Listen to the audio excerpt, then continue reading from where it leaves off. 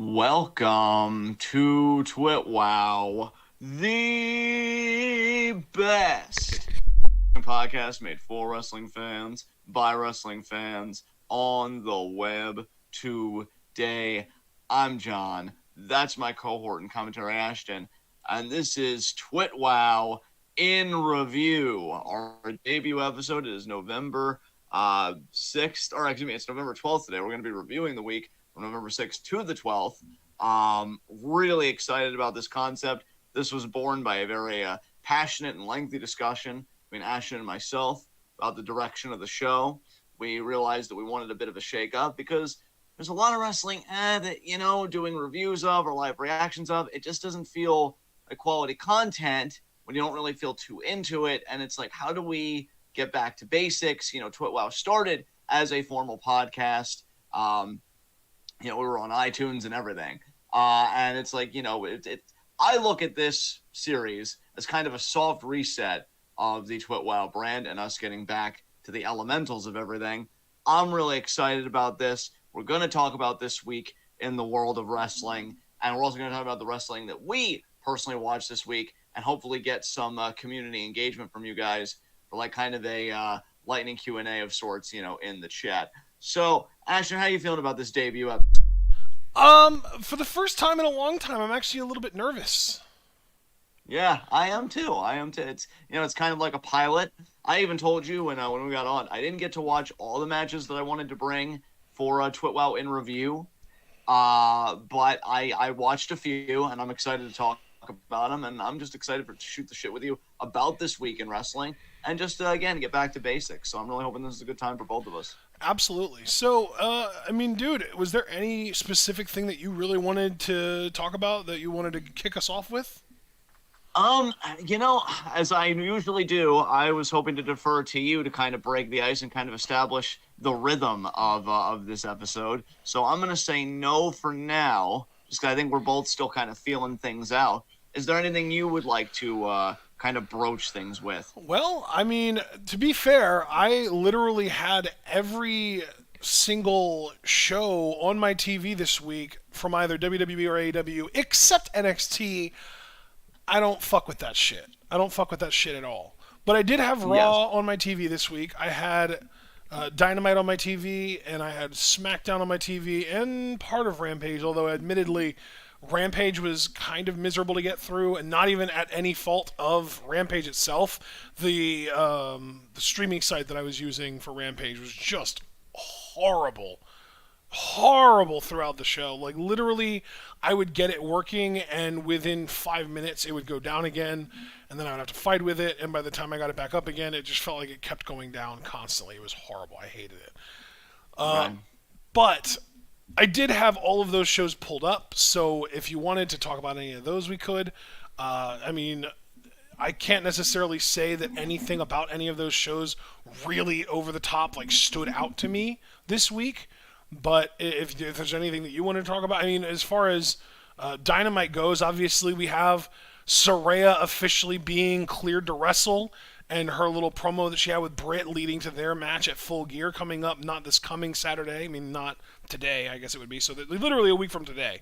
So yeah, that's a thing. That's a big thing that happened. Yeah, I guess we could talk about that. I know on the Raw side, I definitely want to talk about Austin Theory no longer having his Money in the Bank briefcase.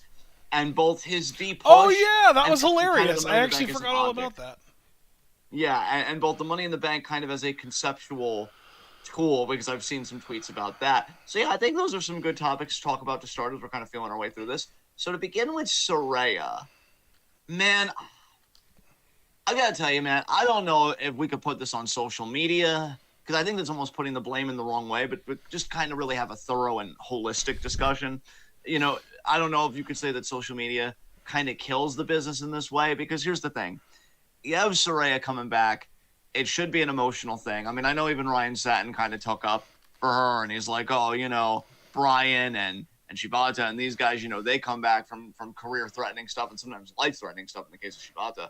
And, Saraya does the same thing, and it just seems like people are crapping all over her, give her a break.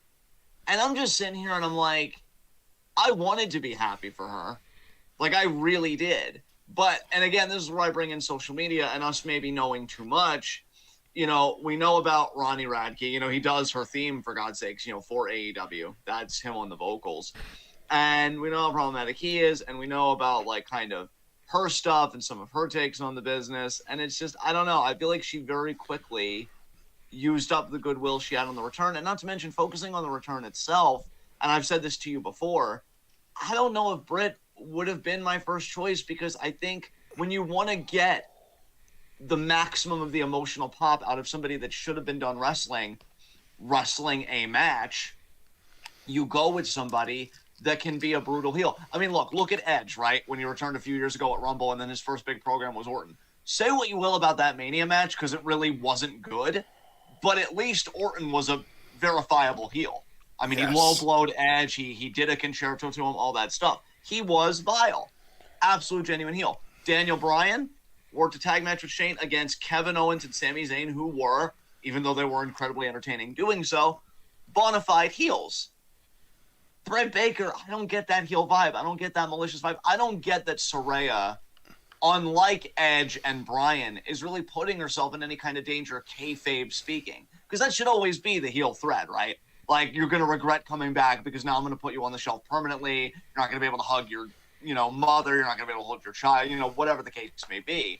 I just don't get that urgency here. I think the reason why people are receiving it differently is because, quite plainly, it is different from those other two things. So I want to ask you, though, because you're more plugged in, given that, it's on your TV, every week, because I watch stuff, too. How do you feel like they've handled Saraya's comeback? Do you think there are merits in my complaints? Do you think there are things that they've done well that maybe I'm not giving enough credit? What are your thoughts on it? So before I directly answer your question, I do want to give my kind of more overarching thoughts on the situation. I feel frustrated because Saraya is getting a lot of heat for a lot of awful reasons. Like, she cut this promo on Wednesday where she mentioned that she was humiliated in front of millions of people, obviously referencing the leaks that came out of her. And I've literally seen comments online saying, that's why nobody takes you seriously. Literally trying to shame her for the fucking leaks. It's like, literally like, oh, we know you were the victim of this, but we don't respect you because you were the victim of this. Like, it's horrible. The narrative it's awful. And I fucking hate that there are people on this sort of the anti-Saraya side that are anti-Saraya for such horrible, shitty reasons. Because at the end of the day, she's just not a good person. She's literally got this massive history of, like you mentioned, bad takes and being friends or even more so lovers with people who are just known pieces of shit. How long was she with Del Rio? Yeah, exactly. And Ronnie Radke, her current boyfriend, who not only is she with, but she has gone out of her way to defend. This woman is, and you know what? I'm only going to throw the word arguably in there because of how bad my memory is. You can correct me if I'm wrong. A rape apologist. Yeah. Don't really have a rebuke there. Like, it's bad. There are completely valid reasons to not like Saraya, but the people that are most vocally and publicly hating on her aren't doing it for good reasons. They're being awful themselves. It's terrible. Yeah, it's a cover for their own misogyny in my mind. 100%. Absolutely, yeah. Yeah, so, I also got to say, too, on the professional side, that promo she cut when it seemed like she was going to kind of be like, I don't know, a spokesperson for the women's division or whatever, it was god-awful. And look, I hate WWE as much as the next guy, but even the shot she took at WWE felt a bit cheap.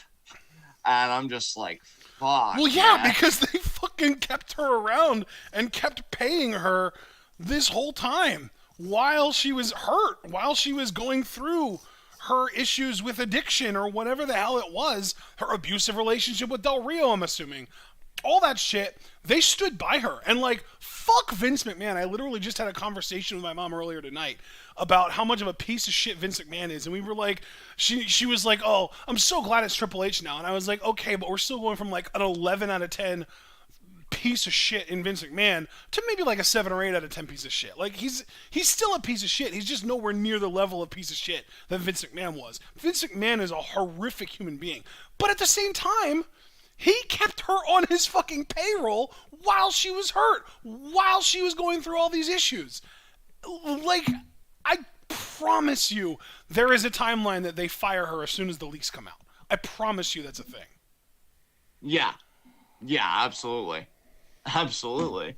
It just really felt like a cheap shot for cheap heat. And you know, when the anti AEW people are like, oh well, that's the obligatory ex-WWE guy shitting on the company now that they're with AEW. When people like Paige do it, to me it gives validity to it. It's like, oh god, is that actually a thing? Yeah. Does Tony like tell him? Well, and that's that almost makes me respect Bryan Danielson even more because he's had nothing but positive things to say about where he came from.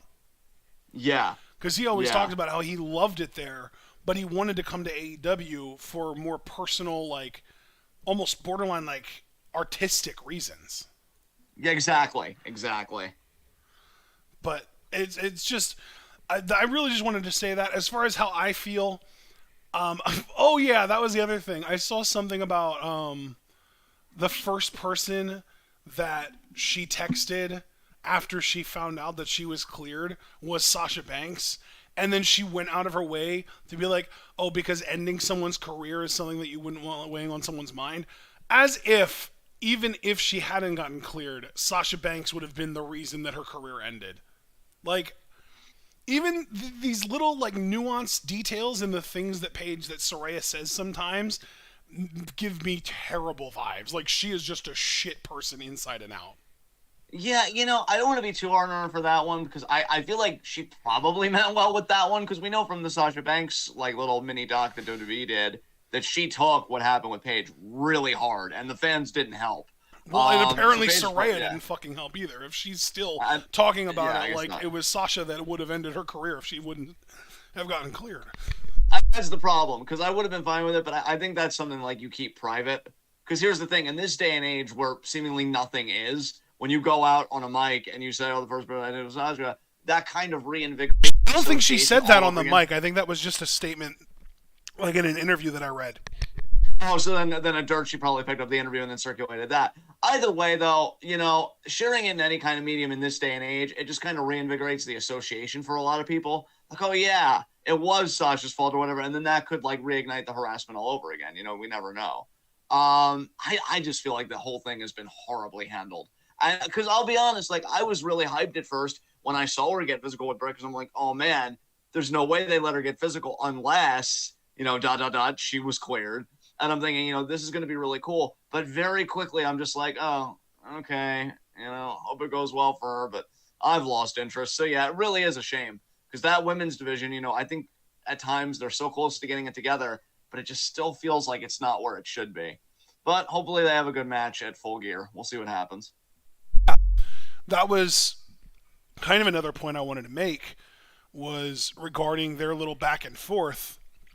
And you did a great job earlier mentioning how Britt is really not the choice to be like the big bad heel trying to gatekeep the company from this incoming babyface who is finally cleared to wrestle after years of being out injured. Just a bad choice because of how over Britt is as a babyface, right? Yeah. But the one thing I will say there is it does kind of feel like, and in my opinion, this is a just completely baffling decision, but to play along, it does seem a lot like they are going out of their way to make this feel almost like a battle for AEW's soul or AEW's women's division's soul. Like, they've literally, like, Britt Baker in her promo literally said, this is Britt Baker's house, and Paige or Saraya's whole gimmick is, this is my house. Like, she screams that any chance she gets. That's her whole deal. And so they're really building it up like, you know, the winner is going to be like kind of the determining factor in what the women's division looks like going forward. Is it going to be Britt Baker's women's division that we've had for however many years now, or is it going to be this bright new Saraya, women's division where women get chances and stuff like that? Like, it feels like that is really the kind of narrative they're going for here. I just think it's a terrible decision. Oh God! And look, again, not to be an asshole, but I think when you frame it that way, like, oh, the battle for the soul. I look at Britt Baker, who everything's about her. Nobody really gets elevated in her programs. They, I guess they get to kind of share in her perks a little bit, extended time, promos, all that stuff. But like, that's not head of the division that I want. And then you've got Saraya, who, when she tried to assume that lead again, that promo, one, it was horrendous, and two, she was very disrespectful, saying that Toni Storm has, been the best AEW Women's Champion that championship has ever had. Like, hello, Hikaru Shida and Riho are like right fucking here, and like didn't even mention them by name or anything. So, I when you frame it that way, it's like, oh God, this women's division is doomed. Really, those are our choices. I really can't wait for Jamie Hayter to get full babyface and be on the come up there. We're going to be previewing and predicting Full Gear next Friday night, this coming Friday night at 11 p.m. I believe it was. It might be 11:30. Yeah. So we're getting Jamie versus Tony on Full Gear. So hopefully we'll get some interesting stuff develop out of that. Absolutely. Is there anything else you want to say about the Paige situation? I don't think so, no. I think that about covers my feelings on that. All right, then I'll take the lead on this discussion. Now, I'll be fair. I didn't see Austin Theory versus Seth Rollins, but what I wanted to talk about more, again, since this is more of a, conversational series, not reviewing whole shows, but just taking the newsworthy bits and extrapolating further discussions about them. I saw at least one tweet that garnered some traction, asking if the Money in the Bank should be retired. And I don't know, I never like these knee-jerk reactions. And I've been prone to having them myself, so I'll hold myself accountable there. But I never like having or seeing a knee-jerk reaction, in wrestling. I want to really get back to being more nuanced and seeing how we could fix things, because I do still stand by the Money in the Bank as a concept. And I guess we could also talk more personally about Austin Theory and if this was a burial and where he goes from here. I just think we need to get back to basics with it. To be quite honest, I would go maybe a year, maybe even 2 years without a Money in the Bank ladder match. And then bring it back when it's and in my mind, I'm like eager. Like, I want to see who Triple H's first choice is to win the Money in the Bank this coming year. My money right now, depending on how things go, would be a Braun Breaker, honestly. But again... Oh, see, no, I think... Yeah. It's funny that you started saying my money right now, and that immediately got me to thinking Karrion Kross. Yeah, I could see that too. I mean, I'm not excited about it, but that feels like it would be the move, right? Like, Triple H loves that. Yeah. Money in the Bank has always boggled my mind, though, because it really isn't that hard. To me, when I look at it, it really isn't that hard. You give it to, a man and a woman, because we are doing, women's Money in the Banks now, which that's been great. You give it to them, you have them still win. That's the one thing I've never understood. You and I have never understood all these years, is that Money in the Bank holders, they lose because it's like the Money in the Bank briefcase is perceived as a kind of buffer for credibility or whatever. Like, oh, you can take this because you have this. Oh, okay. So when you say you have them still win, you mean like they stay, being relatively like well booked while they hold the briefcase. Hell yeah, because to me, I want to like the whole like you win the briefcase and then immediately start losing every match until you win the world title. Yeah, because my mindset about Money in the Bank, or at least the ideal Money in the Bank holder, more pointedly, is they would have been a world champion eventually, or they would have challenged for it eventually. Yeah. What makes the briefcase dangerous is exactly the fact that they can do it whenever they want. It's not that the briefcase makes them dangerous in themselves. The competitor was already dangerous. The briefcase just gives them the environment to create where the lethalness is like near guaranteed. Yeah. So right. So the idea of Money in the Bank is that rather than taking someone from a nobody to a somebody, it should turn a somebody into somebody important. Exactly. Because I again, when I go back to the very first Money in the Bank winner, Edge, he was already he was damn well a somebody before he won that briefcase. But like, that briefcase made everything align for him. Right. You could say the same thing about CM Punk when he won. Yes. He was already a bit of a somebody, having been an Yes. ECW champion, tag team champion, stuff like that. And it, next little push. Kennedy was the same way until he got injured. Oh, of course. You know, so they've done it before. And I'm so just what I'm like, really wow, getting oh here my is God. that the money in the bank should never be used to flat out make somebody. It should only be used to elevate people.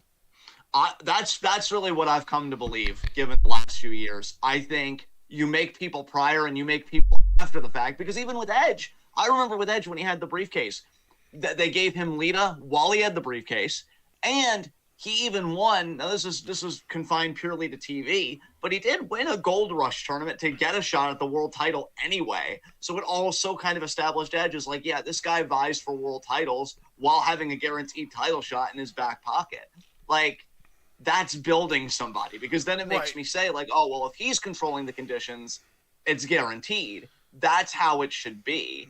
Yeah, I got you. You know, and like, this theory, and now to get to theory more personally, you drove the air out of the arena when you got him involved in the match, because that was a stacked Money in the Bank before he got involved. And then he wins it, fine, you know, whatever.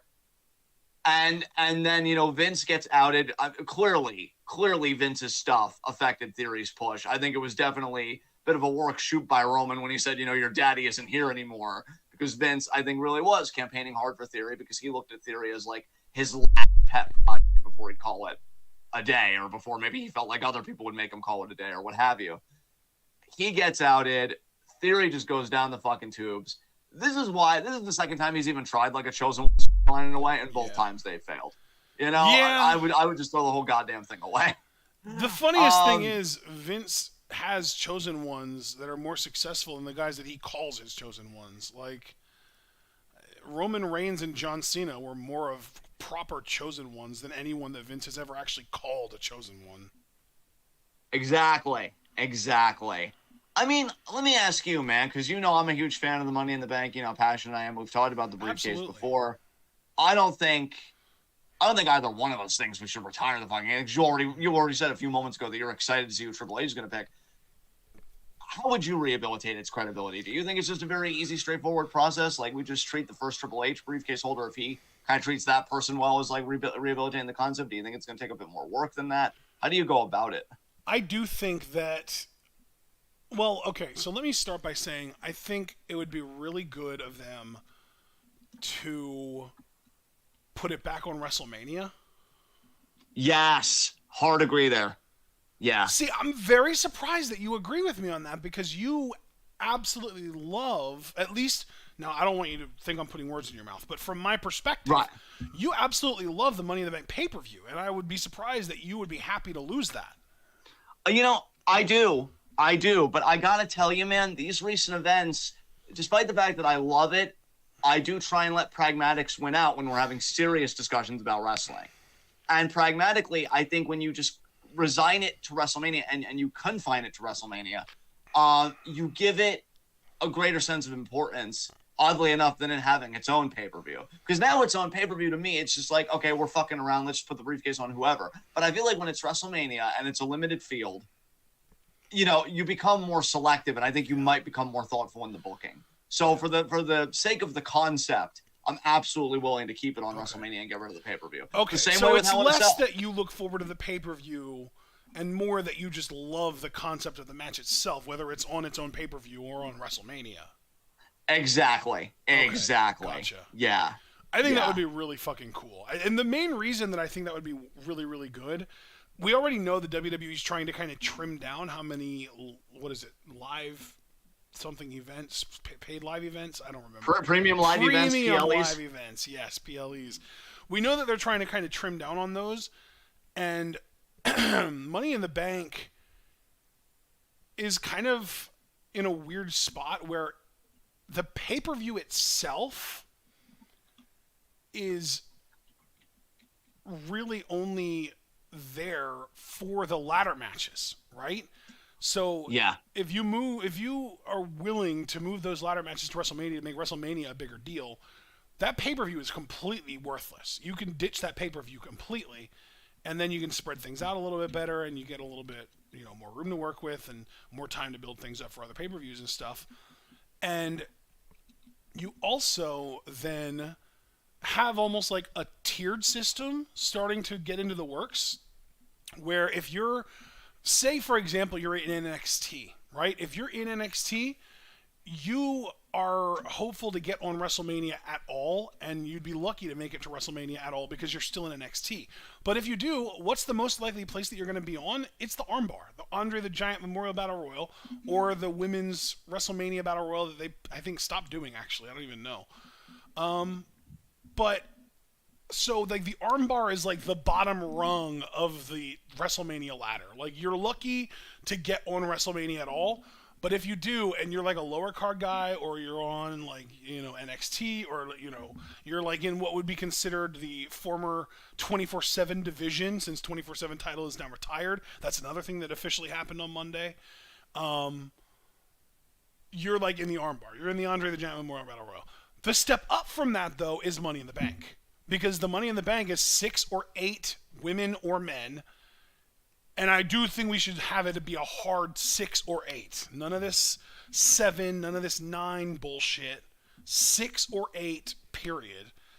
And it's like a less exclusive group than people who get singles matches at WrestleMania, but it's still very prestigious because you're in a match that a lot of people look forward to every year, And then absolutely. The next step after that is tag matches. And then the exclusive, like the elite of the elite, is the singles matches. If you make it to WrestleMania, if you get a singles match at WrestleMania, that is like the top prize. And obviously you have tiers within the singles match tier, which is like blood feud and then title match and then world title match kind of thing. You know what I mean? Right, yeah. So like obviously like you want to be in a world title match in the main event of WrestleMania. That's the pinnacle, right? That's the peak, that's the top thing that you can possibly achieve. But like there are tiers below that are still really highly prestigious, like Intercontinental title, US title, or even just like us. I would personally, now I don't know if you feel this way, John. You probably don't actually. I'm guessing you disagree with me here.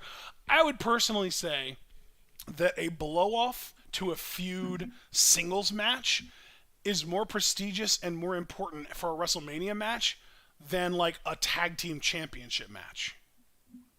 Yeah, I actually would agree with that. Oh, okay. I would agree with that, yeah. Okay, I'm just surprised because I know how much you love tag team wrestling, but okay. I do love tag team wrestling, but I can also, again, I can also see that championships ultimately are props, and unless you've got, I think the only time I would disagree with you, bro, is like, if you had really dominant tag team champions, and maybe you had like, if it was like a Revival versus American Alpha type rivalry, where it's like, Alpha's chasing these championships, Revival's just so freaking good, and maybe they've held the titles for like over a calendar year and stuff like that, then I'd be like, but when you're talking like a well-built singles feud, like I can imagine what you have in mind, and I know what I'm thinking about. Yeah, that absolutely should take priority because the whole point of WrestleMania is like culmination. Yes.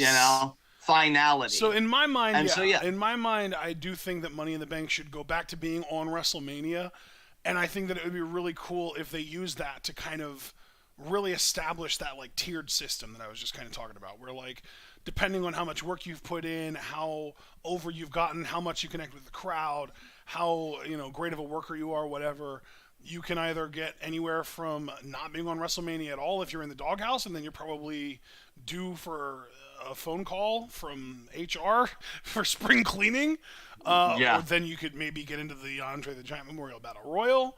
Or, you could maybe even get into the Money in the Bank ladder match. That would be huge. Even if you're not going to win it, that's still a huge spot that people can make their name off of. And then, you could potentially get into tag team stuff or even singles stuff up to, at the top of the pyramid, so to speak. Yeah, I mean, I don't want to like whiplash into another discussion, but I've been thinking ever since you mentioned it, because I actually forgot about this. The 24/7 championship being retired, because again, I like sometimes how you and I both think about how we would run a wrestling company. I know in the Discord, you and Abel, and I think Shay's participated in a few, and Mark, you'll do like the wrestling drafts. That's not really my thing. I've never participated in one. I'm sure one day I will, and it'll be weird and interesting. But we do think about that kind of stuff. Yeah, I'm sure you and my son and other people definitely do. Um, but like I think it was Foster because, and this is one thing that I genuinely love about Foster. Since he's here, is he has very eclectic taste. He stood by 205 Live when everybody else seemed to be leaving it. I think he does check in on main event. Like he really does care about a lot of undercard acts. And when I think about the I know 24/7 he really likes championship, NXT Level Up. yeah, see, yeah, classic Foster. Um, and when I think about the 24/7 championship, it's really a shame because first of all, before we even say anything else, I think the only proper way to start this conversation is fucking Ron Killings, you goddamn king. He made that belt mean something, Yeah. and he really did have amazing segments with it. Like that dude, I don't care if it's the McMahon regime, Triple H regime, whoever comes, whoever goes. That dude should be a lifer in any administration for WWE. Yep. However long that man wants a job there, you give it to him because that guy did everything that was asked of him, and he fucking made it work.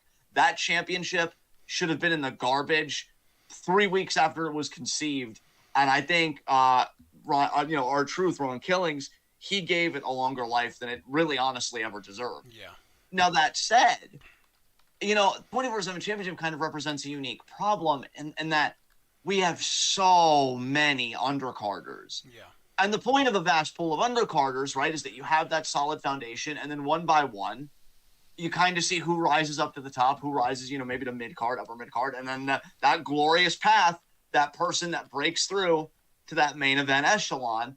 And I feel like the 24/7 title was a great way for that undercard to at least be on TV, to kind of do their own zany storylines, maybe flesh out a character. I know Dana Brooke was doing some things a little bit. Seemed like she was getting a bit more of a personality with Reggie. I don't even know if Reggie's still with the fucking company. I'm so checked out. He is. I'll be the first one. He is? Okay, yeah, because I'm just, I won't lie to anybody. I am so fucking checked out. But then you have shows like Main Event, and this is where I circle back to Foster, because I don't think I ever even finished the point, just because I love his face so much. He had shared a promo that happened on Main Event between Shelton Benjamin and R-Truth, because they've been having a storyline on Main Event. And, R-Truth, I think, has been trying to get Shelton Benjamin to, lighten up and relax. I don't know the context of the story. I'm just extrapolating from the promo. And Shelton cuts this admittedly great promo where he's like, I've got more years behind me than in front of me.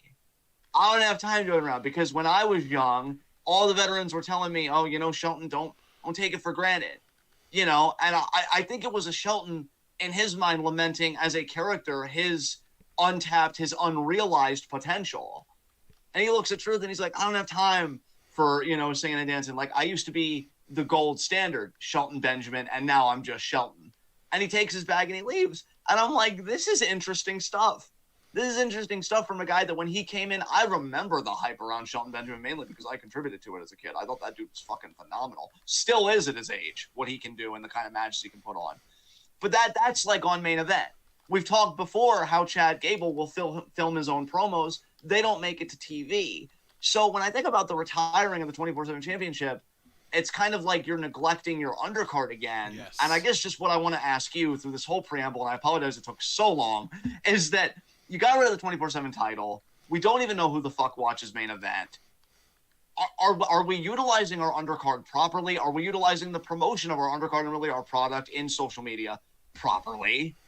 And like, how do we fix these problems? How do we make the undercard something to care about? Because if that's one thing we could say about the Attitude Era, it did seem like they even had colorful characters in the undercard that people cared about. Whether it was tag teams like the Headbangers or fucking, well, Val Venus, I wouldn't say is undercard. He was more mid-card, but, stuff like that. Like, how do we get people to care, in my mind? Do you think it was a mistake to retire the championship?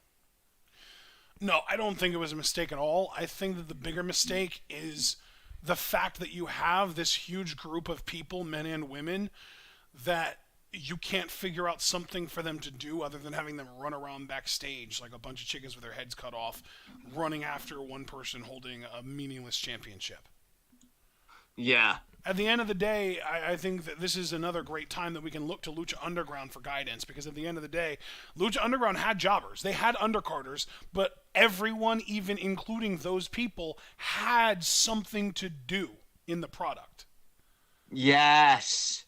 Yes, 100%. Hell, in season 1, they literally turned 3 former jobbers into trios champions by resurrecting them from the fucking dead. Yeah, yeah, yeah. I think about Famous B too. He was a guy that for so long just seemed like a wrestler, and then just that one vignette where he starts his manager gimmick, and it's like everything kind of turns around, and then he has the program with fucking Tejano, to kind of recruit him. It's like Lucha Underground had that uncanny ability to do that elevation that I talked about at the beginning. So I think you're absolutely right that we should do them again. Yeah, I mean, dude, I know that you weren't the biggest fan of his, but Ricky Mundo is another great example. Yeah, I can readily look. My Ricky passionate Mandel fandom was just aside, a random ass dude who showed up in the temple and like lost. That was literally all he did. He was one of the disciples of death, so he was a former trios champion. But the Ricky Mandel gimmick himself, because I believe he was like 13 or something like that. But the Ricky Mandel gimmick himself was a jobber, and then randomly he starts showing off some personality where he is this secret Johnny Mundo stan, and he starts hanging out with Johnny, and he starts hanging out with the Worldwide Underground, and eventually we get that story, which is kind of cute in like a, oh, the loser wants to be part of the cool kids, but then it turns dark. And then we get the whole, like, he changes his name, he starts listening to the fucking doll, we get that whole thing. And like they took that story so much further than anyone ever expected them to.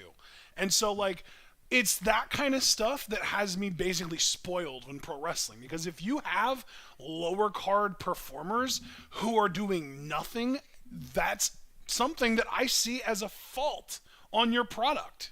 You should not have people just doing nothing. You shouldn't have people who are just there to wrestle and lose.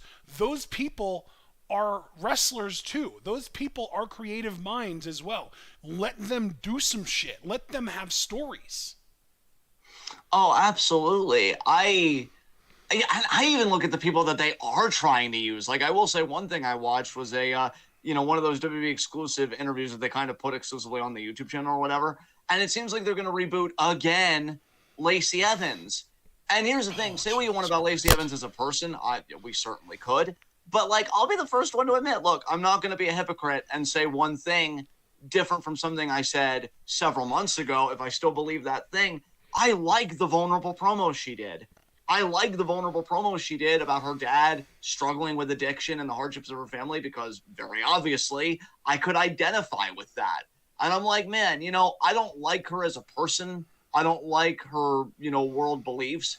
But if what she's saying is true, and I believe it, and I would hope, because it's a really fucking shitty thing to lie about, so yeah, it probably is true, it gives me an understanding of why she is the way she is. And honestly, better that kind of a gimmick, if it's still going to circle around to being pro-America, than like just, oh, America's great, and just be the stand-in and like, fucking American avatar for why the country is great.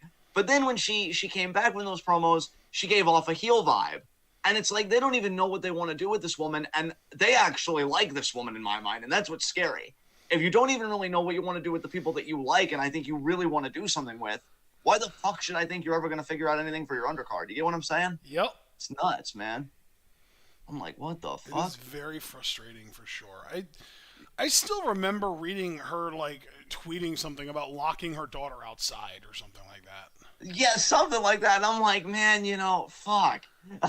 Way to break the fucking wheel of generational trauma.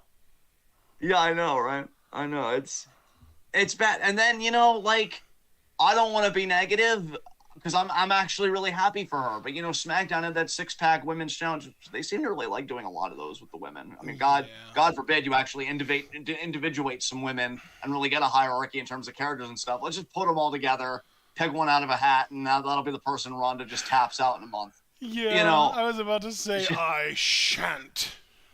Yeah, but, Shotzi won that match. I'm happy for fucking Shotzi. I think she's awesome. I think, honestly, for a long time, Shotzi has been underutilized and a missed opportunity for the company. Because I think her story's cool. I think her background's cool. In an age where, and again, I hate fucking neoliberal capitalism, but it is what it is. In an age where representation is money, Shotzi represents a demographic that I don't really think WWE has appealed to that widely before.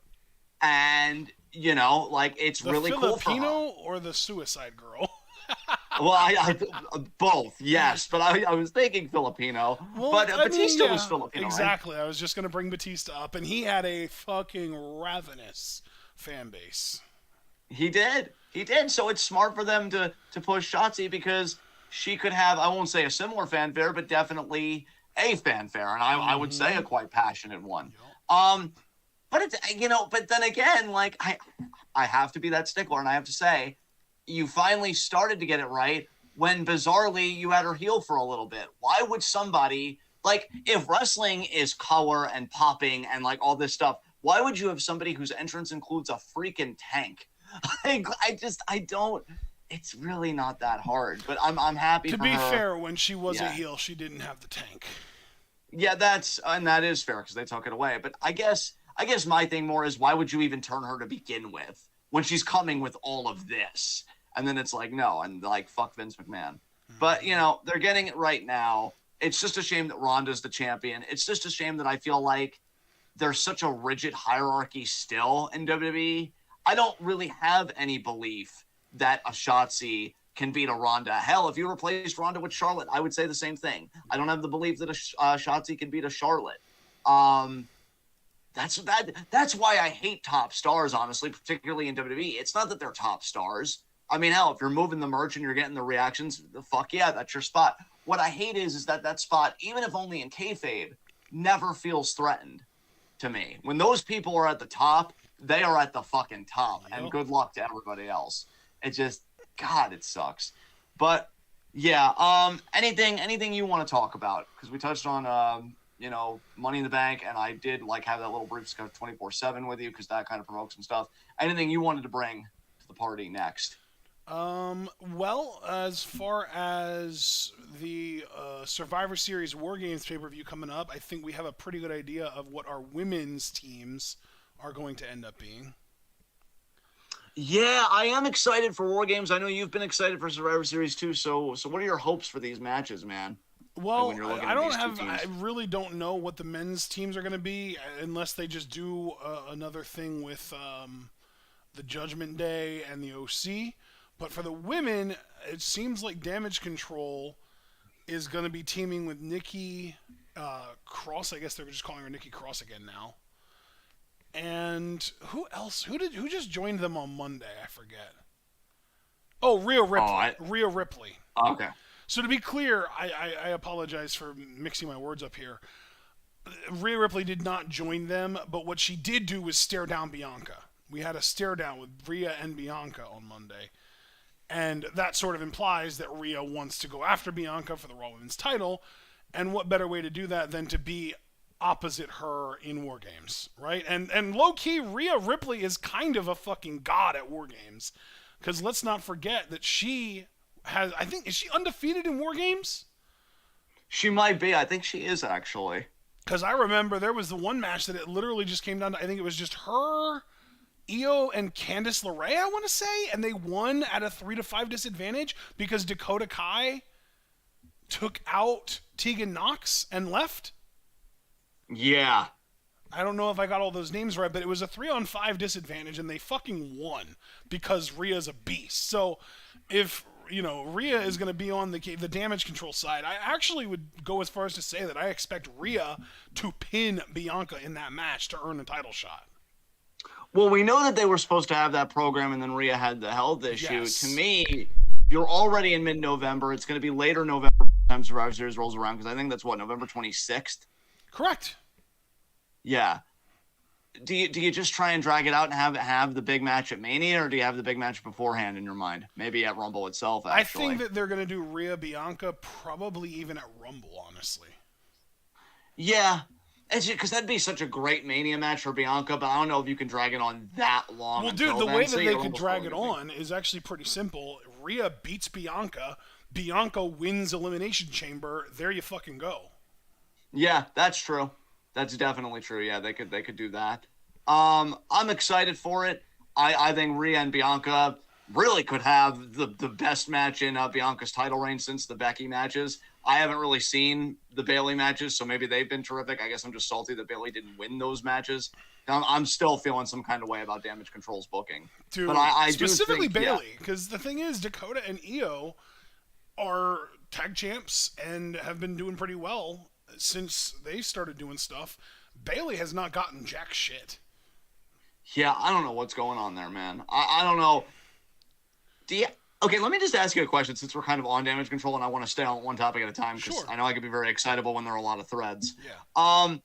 Do you feel like this could be similar to like a Judgment Day situation where like Dakota and Io are kind of like we have championships, we're kind of pulling the weight, but Bailey's not winning, and then they excommunicate her, and then that's the means by which Bailey goes back to being babyface? No, I don't think that's likely at all. So you just think it's bad booking for bad booking's own sake? Like there's no greater end to it? I just think I think it's how do I put this? I don't think that they are booking poorly on purpose. I don't think that they are. I don't think that they think that what they're doing is bad booking. Let me put it that way. Right. I think that they see it as Bianca is the star, Bailey is an amazing heel. We need to, keep making Bianca look strong, and who better to do that than Bailey? And see, it's such an awkward position for me because I love Bianca. I feel like I've spoken glowingly of her on here. I've taken up for her so many times on here. But I feel like, you're only as good as the people you work with. I don't want Bianca to be invulnerable because I think that hurts her long term. I was really hoping she'd lose to Bailey by now. And the idea that, again, she definitively won the rivalry, which we expected her to do the first time before Bailey got injured, to be fair, but that was a different time then. By now, Bianca's already had a bit of an impressive run. It would be understandable if Bailey won the championship. And it's gotten to the point now where I'm like, should Bailey just go back to being babyface? Because I've seen, some fans, I'm not going to say it's an overwhelming amount. I think a lot of people are still enjoying her as a heel. But some people are wondering when she's going to go face again. And I wonder if maybe sometime next year, if that could be on the list for WWE, maybe 2024 at best. I guess it depends on how long Bailey wants it to go on for. Yeah. But yeah, since Bailey failed to get the job done, I 100% expect Rhea to be the Raw Women's Champion, which honestly, great for fucking Judgment Day.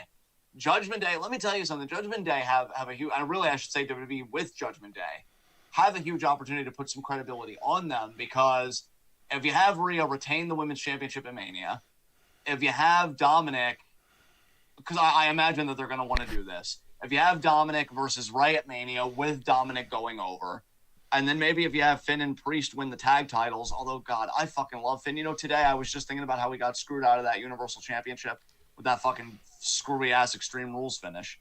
That sucks so bad. But if you have him and Priest win the tag titles, WrestleMania, Judgment Day could do a lot if I'm just looking at what the field could look like for them. It probably won't be anywhere close to that, but Rhea could end up being the most successful member because it definitely seems like she's the most credible one to defeat Bianca right now. I don't see anybody else building her up like a fucking monster.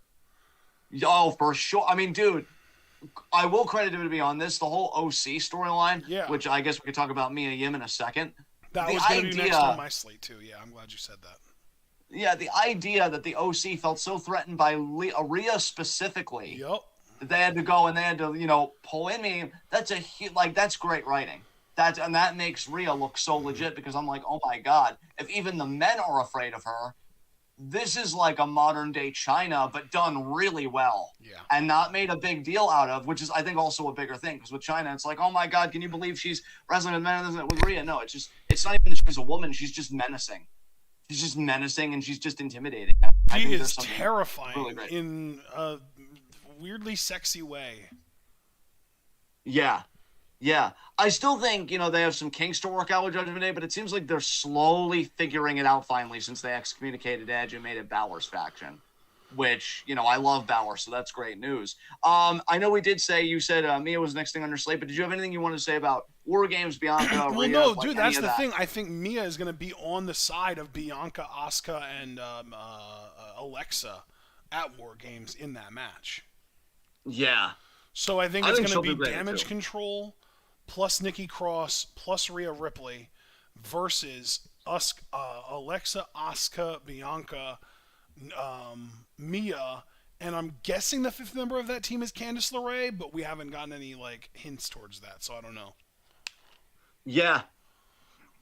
I'm happy for Mia, man. I gotta say, I watched the segment where she returned and helped the OC out, I cracked a little smile. I'm like, she looks good with them too.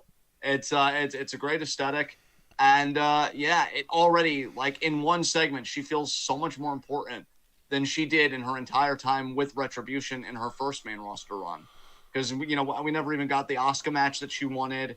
She never really felt like a pivotal player in the women's division, like somebody that was disrupting and destabilizing. She just felt there. Yeah. And, Mia's so talented in the ring. I would even go as far as say I think she's underrated to a point in the ring. Because I think a lot of people focus on your Biancas, your Asukas, and rightfully so. But, Mia, she's really solid in there. And I'm happy that she'll be getting this opportunity because I agree with you. It's almost certain that she'll be a part of War Games. And so, yeah, I think that's great for them, too. So, yeah, WWE's women's division isn't in the worst shape. I'd say I am a bit concerned about SmackDown because it just feels like such an insignificant pool of challengers for Ronda. And of that pool, I can't really buy anybody beating her anyway, which I fucking hate it because then the answer is as well, I guess it's time for Charlotte to come back. And it's like, I fucking hate my life. So the only other woman that I could think that they would want to bring in for a singles match with Ronda is Becky. Yes. Because we haven't seen Becky on Raw in a while, and they've done it before where they'll have someone be off TV for a while, and when they return, they're on the other brand. Yeah, that's true. That's true. I could see them running back Becky and Ronda, but I will say, as it stands right now for me, even from a pure entertainment standpoint, the Raw women's division feels like it has a better energy than SmackDown. I mean, dude, I have watched multiple times that clip of Asuka and Io dissing each other in Japanese, and then Io's delivery of "bitch" at the end. Like, great segment even with those two. Yes. Yeah. Like, I just to talk about that very quickly. We already know that Asuka and Io are fucking amazing. Asuka specifically, because Io, I know she'll get there in time, but just to give Asuka her flowers, if there was ever a physical WWE Hall of Fame, and like it actually fucking mattered, she's absolutely earned that. She's earned the illusory one. She'd earned the real one if they ever fucking built one and committed to it. She has been astounding. And like, I would honestly say, even counting the Divas era and the Trish Lita era, I would say, like, even in that pantheon, she's one of the greatest that WWE has ever had. Like, I think when we really look at it, everything she's accomplished, everything she's given, and you see this promo and the energy and how the crowd pops because they're just so receptive to her natural charisma. And Io, to her credit, as a heel, still able to get that gasp out of the crowd. And it's even more impressive because, I mean, come on. We're all here. We've got a nice, lively chat. Great to see all of you guys, by the way. I've been smiling seeing more people file in. It seems like, the more mature writing, it isn't talking about complex ideas or human feelings. I mean, I feel like there's one of those storylines that's doing that, and we'll talk about that hopefully a bit later. It's just, we're going to do sex jokes and swear words.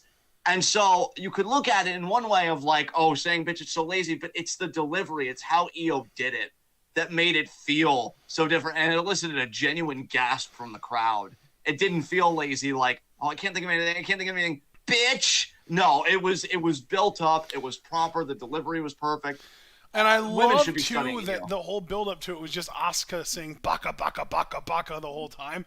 Because that is a Japanese word that a large percentage of American people do know what it means. It means idiot, and I won't say most, because that would imply over 50%, and I'm probably giving the U.S. way too much credit there. But I do know that that is one of the more commonly known Japanese words in the U.S. Yeah, I loved it because it made the audience in on the joke. Yes. And they did it in their own language. So it's like I tweeted, don't tell me that performers cutting promos in their own language can't get over because Asuka's the fucking template.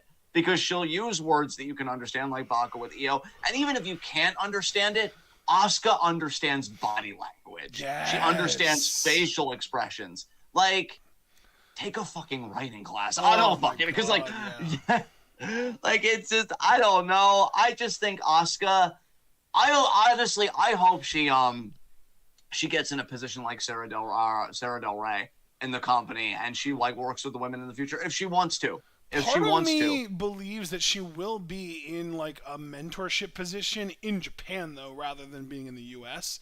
Like if WWE ever tries to achieve that New Japan or that WWE Japan project that they had listed a few years ago before COVID happened, if they ever really want to commit to trying that, she's 100% going to be a trainer there. Oh yeah, oh yeah, completely agree. And then they'd be smart to do it. Asuka is fantastic, and again, Io has only really begun on the main roster, and I feel like honestly, it may be post Damage Control that she does her best stuff, depending on who's there by the time that happens, where Io is, everything else, because we know how great she is. But I think those main roster crowds are going to really get a feeling for how great she is, even beyond Damage Control. It's just, again, it's Bailey, honestly, that I'm most worried about. God, it's weird that a faction with Dakota Kai in it, and I love Dakota. That is not a diss, but we know what her booking has been like. And, like, she's not even the member I'm worried about most. Yep. That's really something. Yeah. So I've got stuff backed up if you wanted to keep going. I did kind of want to talk about Bray since I kind of teased him. Can we get through one Dynamite thing before we get back to WWE? Absolutely. What Dynamite thing would you like to talk about? Did you see what happened with Wardlow and Hobbs? Ooh, no, I didn't. Are they finally doing stuff? It looks like we are going to be getting not only those two guys, but a triple threat at Full Gear involving those two guys. I can't believe that I'm actually going to get to reveal this to you and that you didn't hear about this. Samoa Joe attacked Wardlow on Wednesday. Holy shit, so Joe's heel again. Yeah, it certainly does seem that way because, Wardlow he destroyed Ari Daivari and then immediately called out Will Hobbs, Powerhouse Hobbs. Hobbs comes out to the top of the ramp, and he's basically saying, like, I finally found a worthy opponent. Joe blindsides him from behind in the ring and puts him to sleep.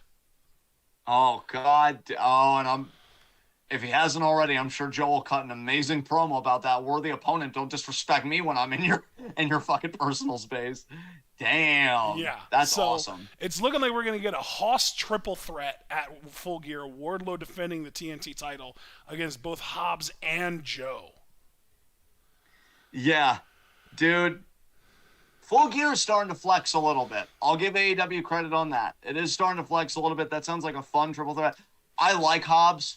I was rooting for him in the feud with Ricky Starks. I don't even hate Ricky Starks. I just think Hobbs has a great look. I think his moveset is solid. Promo, I'd like to hear more of him on the mic before I make a judgment. Of course, that would imply that like I'm willing to watch Dynamite, and right now I'm just not there emotionally. But if I could find like isolated stuff, I would like to watch more of his promo stuff. Dude, you mentioned Ricky Starks. I think Starks was getting his ass beat on Rampage last night backstage. I'm just trying to find out who it was. I don't remember who it was beating him down. Wasn't it Archer? Because I thought I remember us talking about that. Wasn't it Archer that beat the crap out of him because it was the Eliminator tournament or whatever? It might have been. You might be right. Oh, yeah. He had said he was unable to compete tonight. Then by tonight it was last night because of I think it was Archer. Okay. Yeah, dude, that's an exciting match though. That's a really exciting match though, and to me that's the kind of match that Wardlow needs because to me, I don't know if AEW is on the same wavelength. I have him win the triple threat, pinning Hobbs. Because I'm just glad that Hobbs is kind of rubbing shoulders. We don't need to do more than that with him right now while we're keeping him dominant. Yeah. And then the bigger program, of course, is Wardlow Joe. Yeah. And I feel like a program like that would get Wardlow back on track, have him regain some of the momentum that he's lost recently. I think this is an absolute win for Wardlow. I'm really happy for the dude. Yeah, it finally feels like he's relevant in AEW again. Yeah, definitely. Yeah, when you said that, that's immediately what I thought because you heard it in my voice. I cared.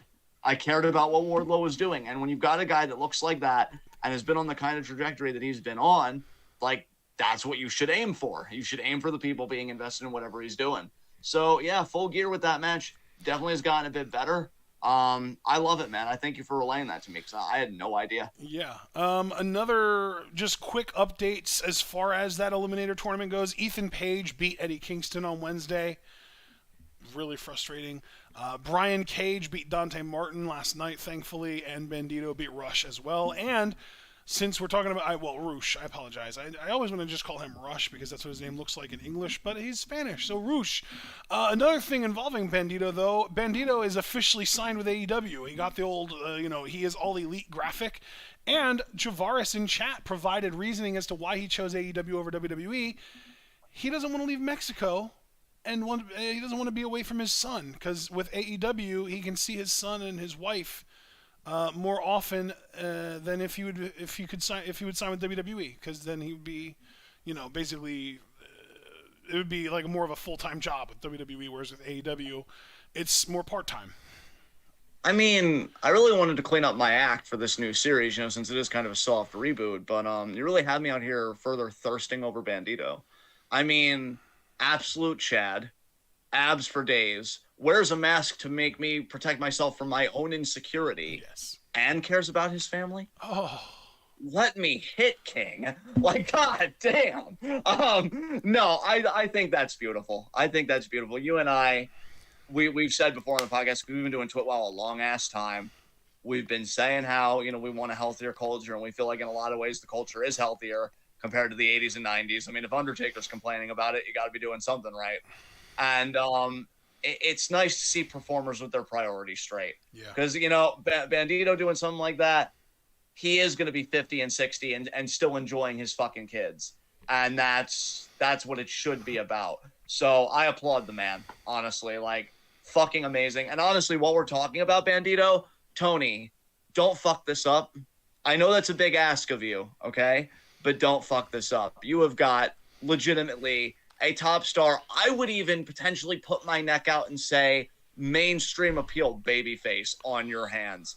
Because if you push him, like, I feel like his talent warrants being pushed. If every little kid wouldn't want to fucking be that dude, then I'm just more boomer than millennial, I guess, because I'm completely out of touch. I think he has massive babyface potential, massive, again, mainstream appeal. I really hope that they build him up slowly, and we're talking about him as a future world champion, because Bandito shouldn't even be that old, right? I'm going to Google him real quick. Dude, he's like 27. Yeah. Yeah, he's 27. Yeah, you got fucking time, all right? Build him up, fuck's sake. Yeah. God, what a beautiful fucking man. Yeah. God, I'm out here. God.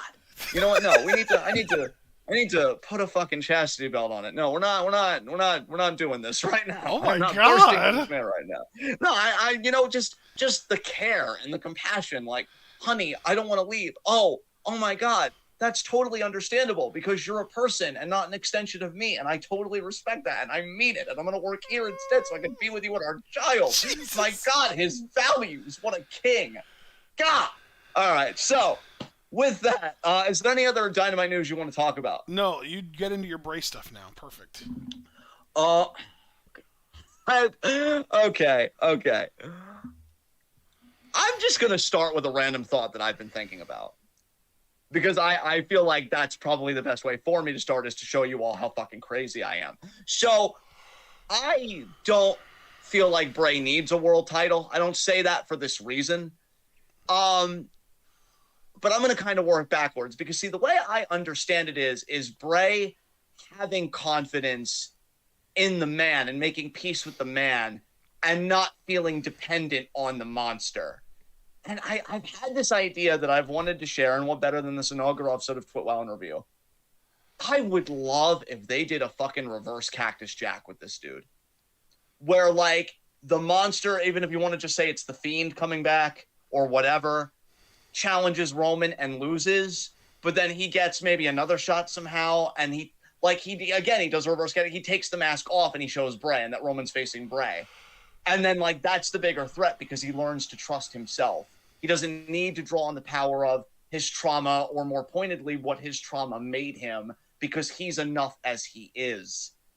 And I say that because that's what I feel the story is about. When Bray is coming out, I watched the Crown Jewel segment, which that alone tells you how much I fucking love Bray, if I'm going out of my way to watch anything to do with Crown Jewel. Where he talks about being from a wrestling family, and he said in there, because the crowd said, we love you. and he said, not even in a heelish way, but like, no, you don't love me. I don't even love me. I watched the segment where the guy kind of cuts him off when he's trying to talk because Uncle Howdy is starting to get to him, which, by the way, the makeup on that is eerie. That really strikes me as like late 80s, early 90s kind of horror in a good way. And, he's telling the guy, like, oh, you ever just, when a guy cuts you off in traffic, you ever just think about getting that guy alone for 30 seconds and what you would do with him for 30 seconds? I shared that in the Discord, and Javaris and I were like, we feared for that guy. We felt like that guy should have left. And now recently on SmackDown, and some people might be dissatisfied by this. I personally wasn't, actually quite the contrary. I was interested that this is where they were going to start with him. He finally gets physical a little bit with LA Knight, of all people, because LA Knight's cutting a promo backstage, but the monitors are being disturbed by, the Wyatt Six kind of logo and all that. And LA Knight's like, what's going on?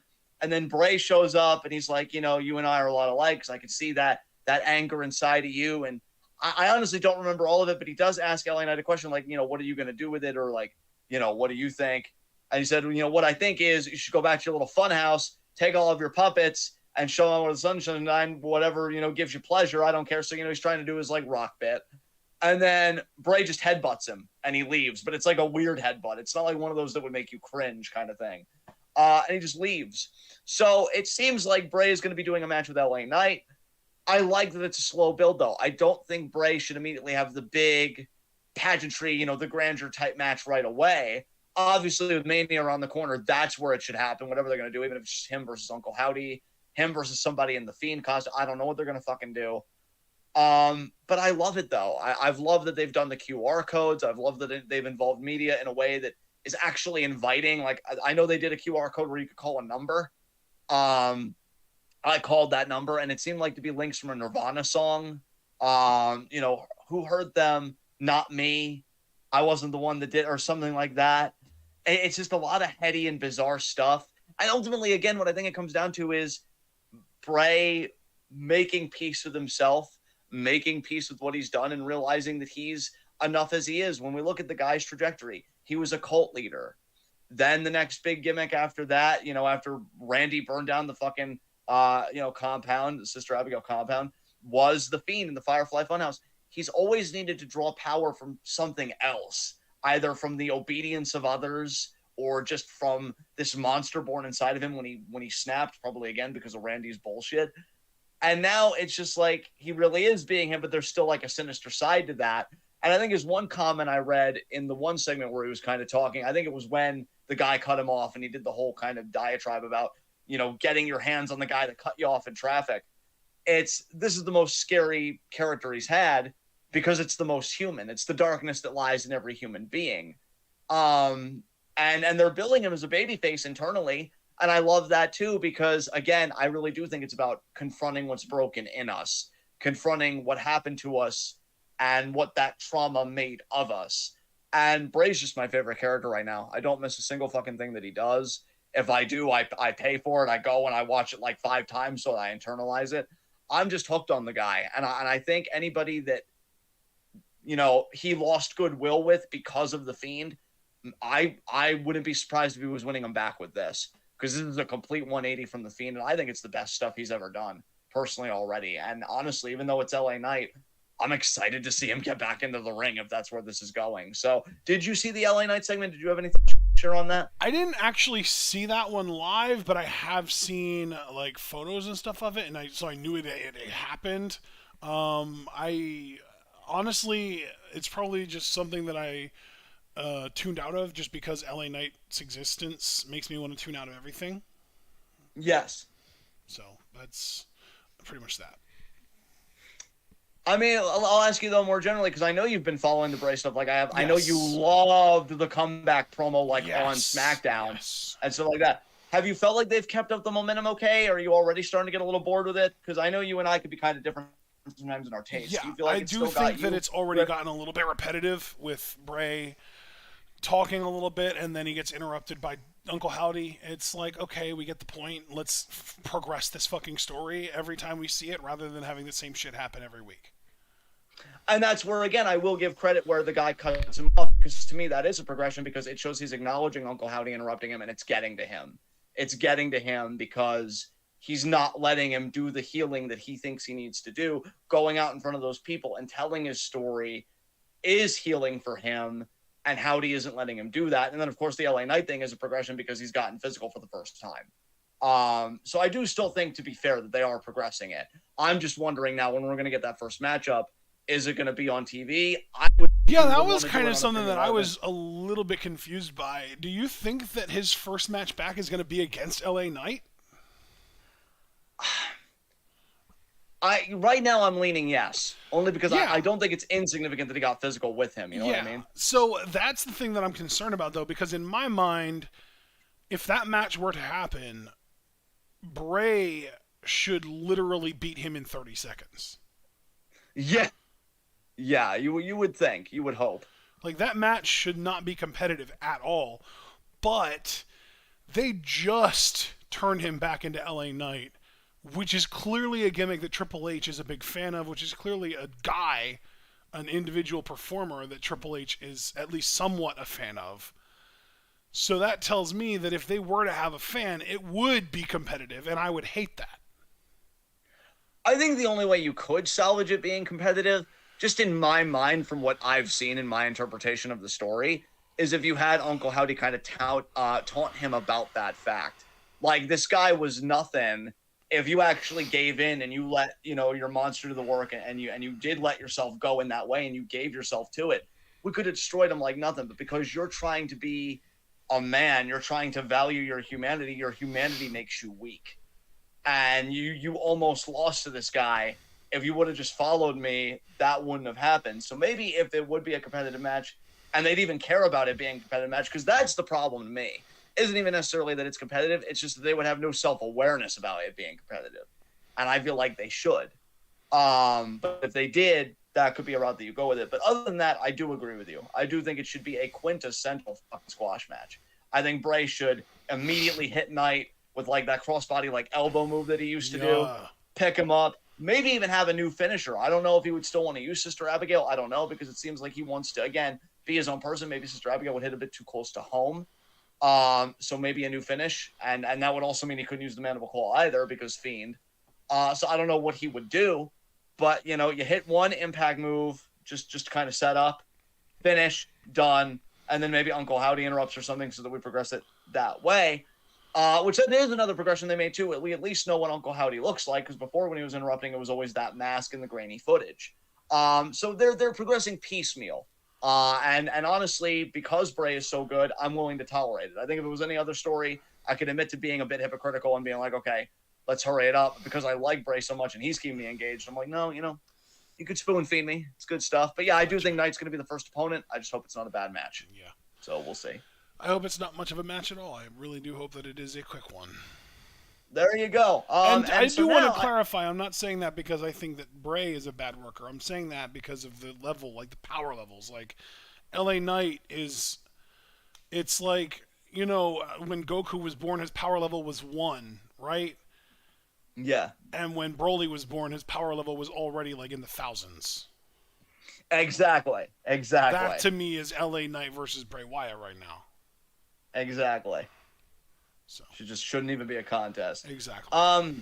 So I know you said you had stuff backed up, but I want to keep this going. What other stuff did you have in your personal bag there? What could we pull out and talk about? I don't know if you saw this or not, but Shinsuke Nakamura and Santos Escobar were in a match last night on SmackDown.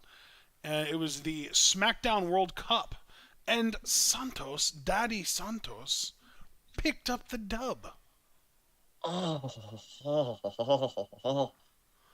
man.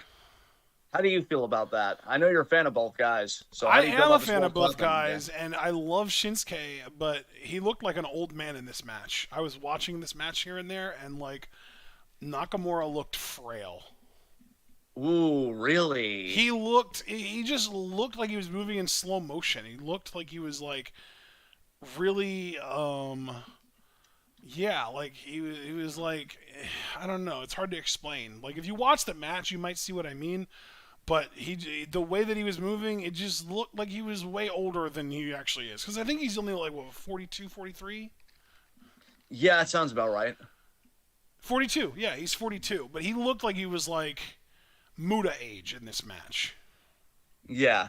He was not moving like, I mean, name another fuck. R-Truth moves better than Nakamura was in this match, and he's like in his 50s. Man, that's crazy because I know it wasn't that long ago that Nakamura faced Gunther for the IC title, and everybody was raving about that match. So I'm assuming Nakamura kept up in that one. You know what? Maybe it was literally just him phoning it in because he has been known to do that.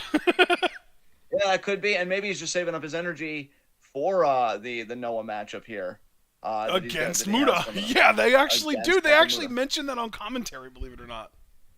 I'm glad they should.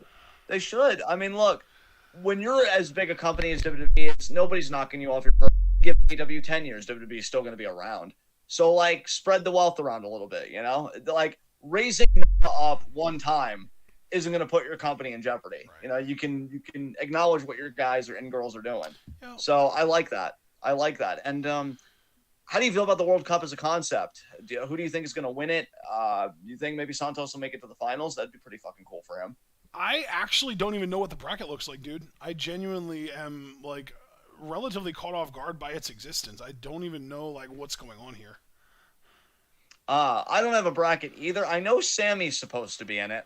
And I know some people were hoping already for, like, a Sammy Santos final. Which, God, that'd be a fucking great match. Is Sheamus also in it? Bracket technically doesn't exist, Foster says.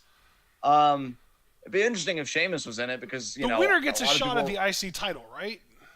Yeah, and that's why I said it'd be interesting if Sheamus was in it because people have been raving over his matches with Gunther, and they have yet to have a third match. So that'd be interesting. I did see that Rey Mysterio is gonna not be able to be in it, and that he was being replaced by Mustafa Ali.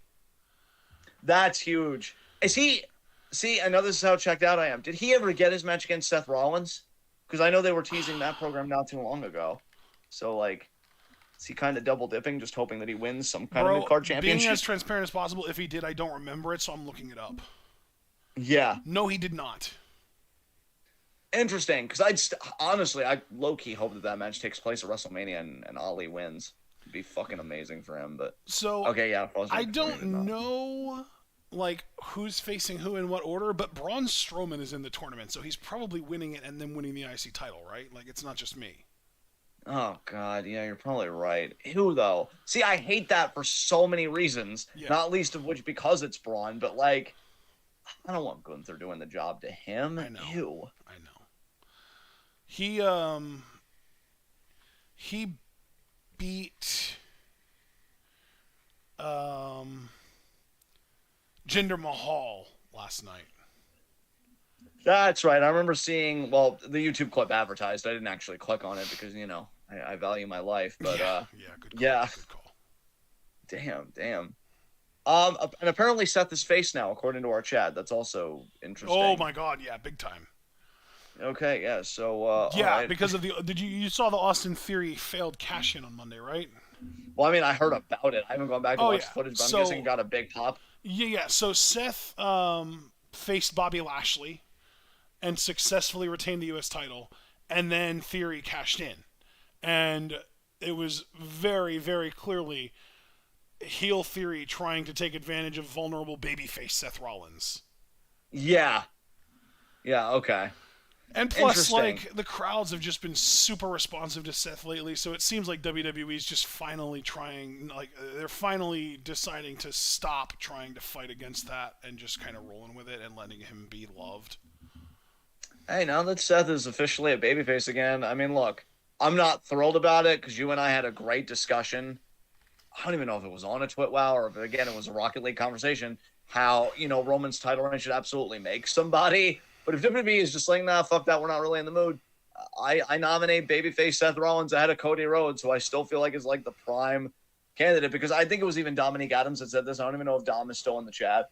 He made a great point that the same, that WrestleMania, I believe it was 38 was last year, or this year. The same night that Cody returned, that's when Roman became the undisputed champion in the first place and unified those belts. So, like, it just all kind of works, and I hate it because Seth has been on such a fucking roll. I've been saying forever, like put the title on him. Yeah. So yeah, I'm glad that he's a babyface. It really does seem like they're going out of their way to make the U.S. title feel like the main title on Raw. And it also feels like they're really going out of their way to make the IC title very important on SmackDown, too. Like, they are really going out of their way to elevate those two titles so that it's like those are the main event titles, and then the Undisputed title is like the God belt. You know what I mean? Yes, 100%. Because then, of course, we've got Roman floating between both shows, cutting promos on both shows. Basically, the entire bloodline does everything on both shows because the Usos... Wait, are the Usos even still tag champs? Yes, they're retaining against New Day on Friday. Yeah, they are. So they are, yeah. So, like, you've got Roman with the Undisputed World title and the Usos with the Undisputed Tag title. So the entire bloodline just floats between shows.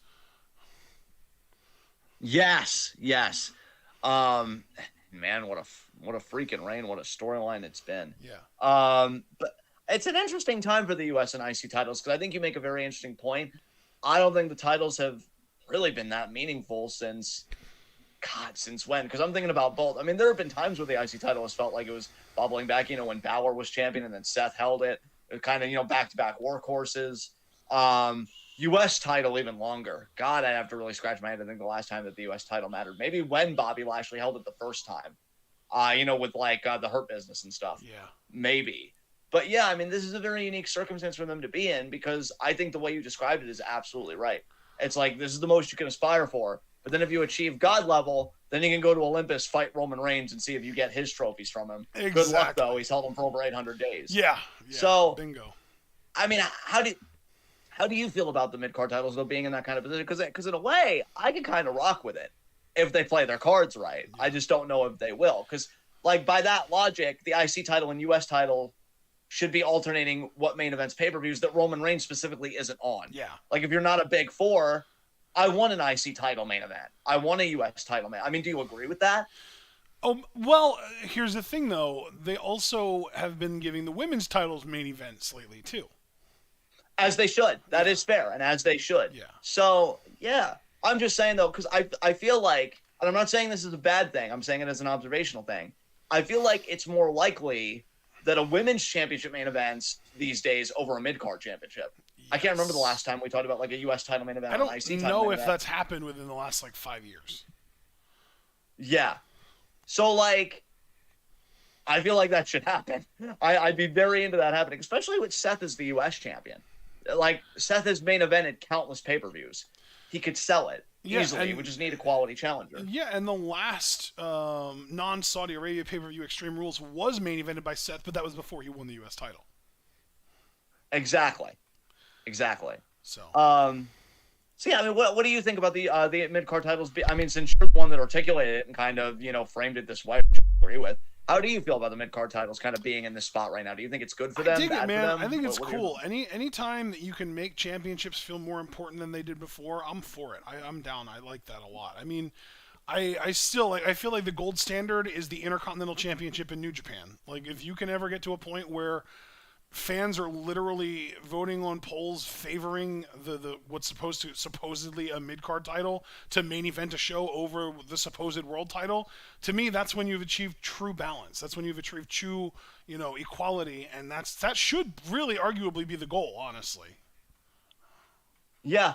I agree with you about the IWGP Intercontinental title kind of being the standard, because I mean, man, even thinking about Nakamura versus Ibushi and those types of matches, that's the kind of match quality I want from a U.S. champion or an Intercontinental champion. And the crazy thing right now, and maybe that's partially why I groaned when you said, oh, Strowman just wins the tournament and then he beats Gunther, is it's one of those moments, and it's happened before in history. It's not the first time. Bro, but I hate to interrupt you. I have to go take care of something. I will be back in under 2 minutes.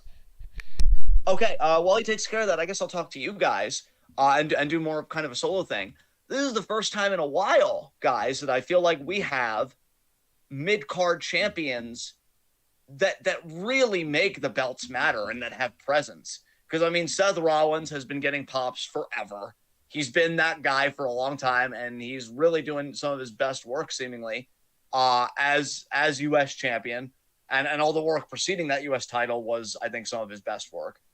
And then Gunther is the IC champion. He's the first Intercontinental champion, I would even say possibly in a decade, because I know I mentioned Balor and Seth, which are within the decade, but Gunther just feels different. He feels more legit than a lot of other IC champions. So we're in an era right now, we're in an age where both mid-card champions feel so legit and just feel so over and feel like those titles, because again, it's the man that makes the championship, right? That's how the adage goes. It feels like both men are making the titles mean something. I mean, while Ashton's gone, I'll field it to you guys. Would you guys, if you guys saw that Gunther was main eventing a pay-per-view, maybe it's him versus Sheamus 2 out of 3 falls, would you watch that main event or would you skip? Because I'm curious. And then on the U.S. title side, say if you did Seth, okay, he's a babyface, so we got to think about a good heel. God, Corbin seems like a legit heel, and I know that would be a skip for a lot of people. I'm trying to think about a heel that's entertaining, and that's a bit more difficult. In fact, a lot more difficult. But yeah, maybe Seth versus Lashley again or something. And yeah, I'd watch it from DBK, Javaris. Foster said, I love Gunther and Sheamus too much to skip. So we see, DBK offered Gable. Hell, I would even maybe say Otis, because I've been loving Otis as a heel too, even still. I think Otis is freaking great. So maybe Otis versus Rollins, or definitely Gable versus Rollins, I think would be great. Dominique just said, hell yes, I'd watch. Gunther versus Drew would be a killer match main event as well. So we see that Gunther and Sheamus, IC title, you've got a main event for a pay-per-view, no disrespect to the women, but again, as I said, it seems more likely today that you've got a women's championship main eventing, which is great. I never in my dreams thought we'd get there. But you've got 2 great mid-card champions. Utilize that shit. Yep. So there you go. Yeah, I'm glad to really hear the enthusiasm from you guys, and welcome back, partner. Yes, hi. All right. So, do we have anything else that we want to review, or do we want to just kind of talk about the wrestling that we've personally watched this week? I don't want to rush anything, so if you've got anything else you want to review, I mean, I'm obviously game. I'm just asking.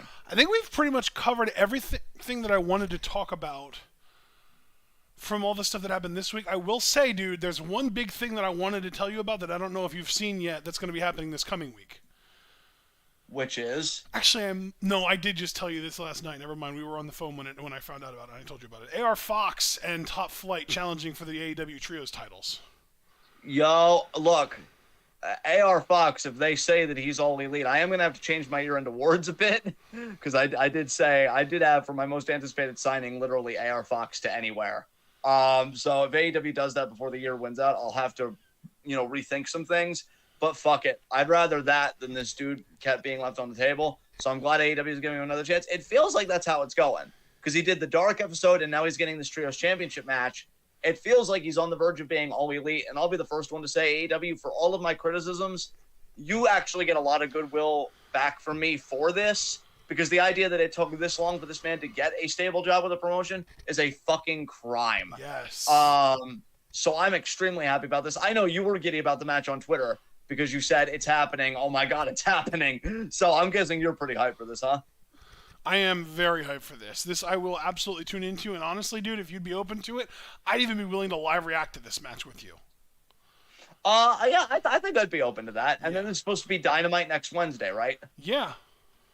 Okay, just making sure, because, I know AEW does a lot of programs. Yeah, I'd be open to that. That's probably going to open the show if I had to guess. So yeah, that sounds pretty cool. That does seem to be the formula, doesn't it? Yeah, it's kind of just how AEW seems to operate. But yeah, I'm really happy for AR Fox, man. Dude's a fucking beast. Yeah. Okay.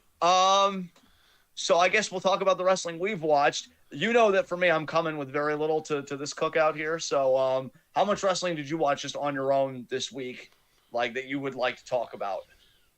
Well, on my own, just none at all. I didn't go out of my way to look at anything. I mean, we did watch some fun Stardom shows, but I didn't seek anything out after that. Other than that, though. Okay. I guess just from the wrestling that because I know that you keep on your TV. Was there anything that really made you pop this week? Was there anything that made you groan this week? Anything that you just want to discuss beyond our formal discussions about the business in general? Unfortunately, I wasn't home when Mia Yim returned, so that probably would have been the best answer to this, but because I wasn't home, the answer is I don't think so, no.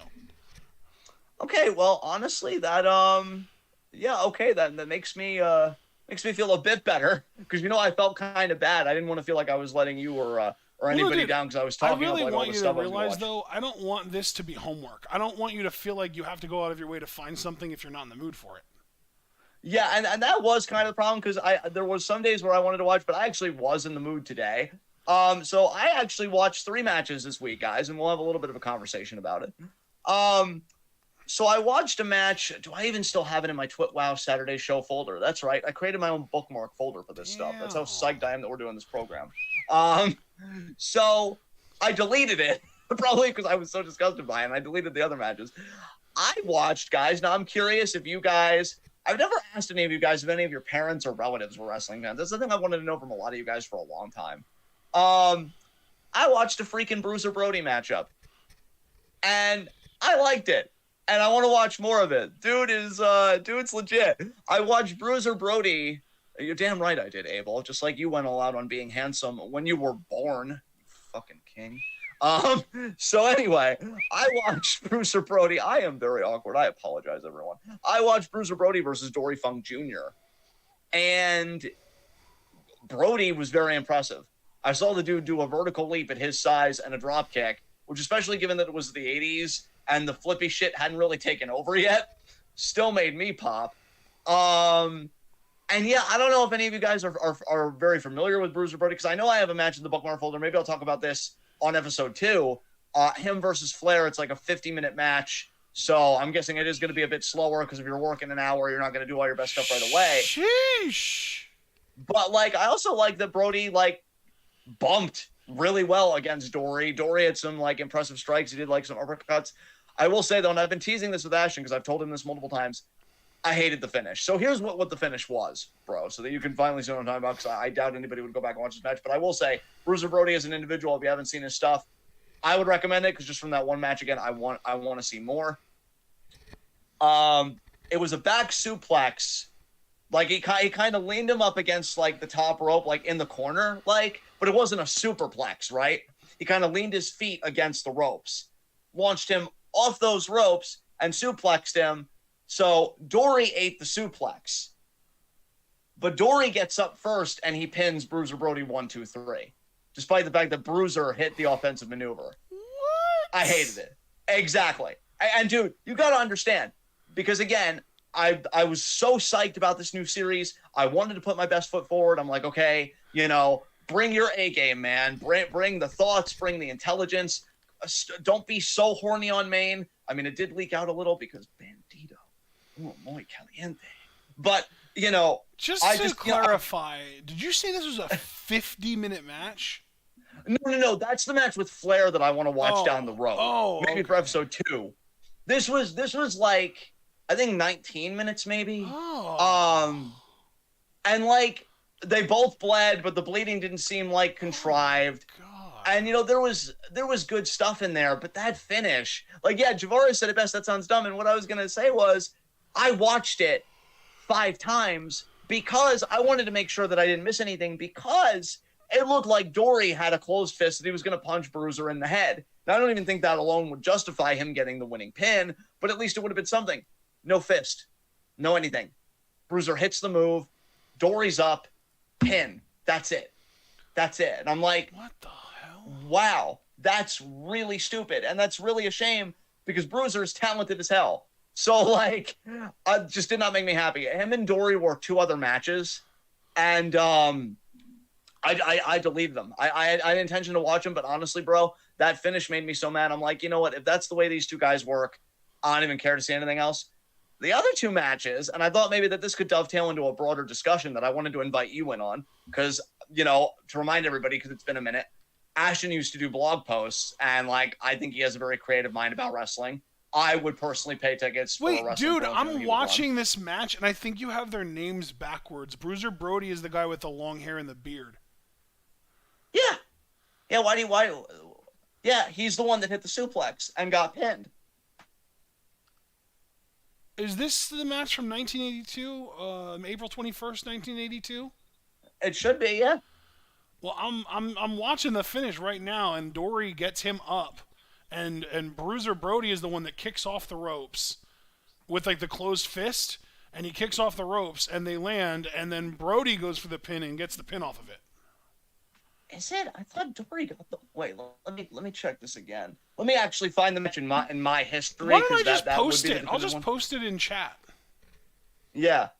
Because if I got it mixed up, I apologize. Either way, the finish was. I just didn't like the finish, but let me see. Oh, I didn't want to take away from the chat. God damn it. Is this the one? Yeah, blue. Yeah. Oh yeah. I guess it was. Huh. I don't know why I thought. Yeah, that's the one. Okay, yeah. So I got it all mixed up. That's on me. Yeah, Dory lost, but yeah, I just still feel like the finish was awkward. But what I was going to say was because that I got to start over now because that got me all discombobulated. So yeah, like I meant as the blog post, all that stuff, creative stuff. The other two matches I watched were very interesting because one of them was in I believe a Calgary promotion. Let me find the folder again. It was 1987. It was World of Sport. Owen Hart versus Marty Jones. And I liked how they did this match because the rules were that I believe it was, I want to say 12 3-minute rounds, 2 out of 3 falls. Oh. And it was a really fun match. I got to say, like, especially for the time, because again, it was the late 80s. You saw Owen get the first fall with like a Frankensteiner, which looked beautiful.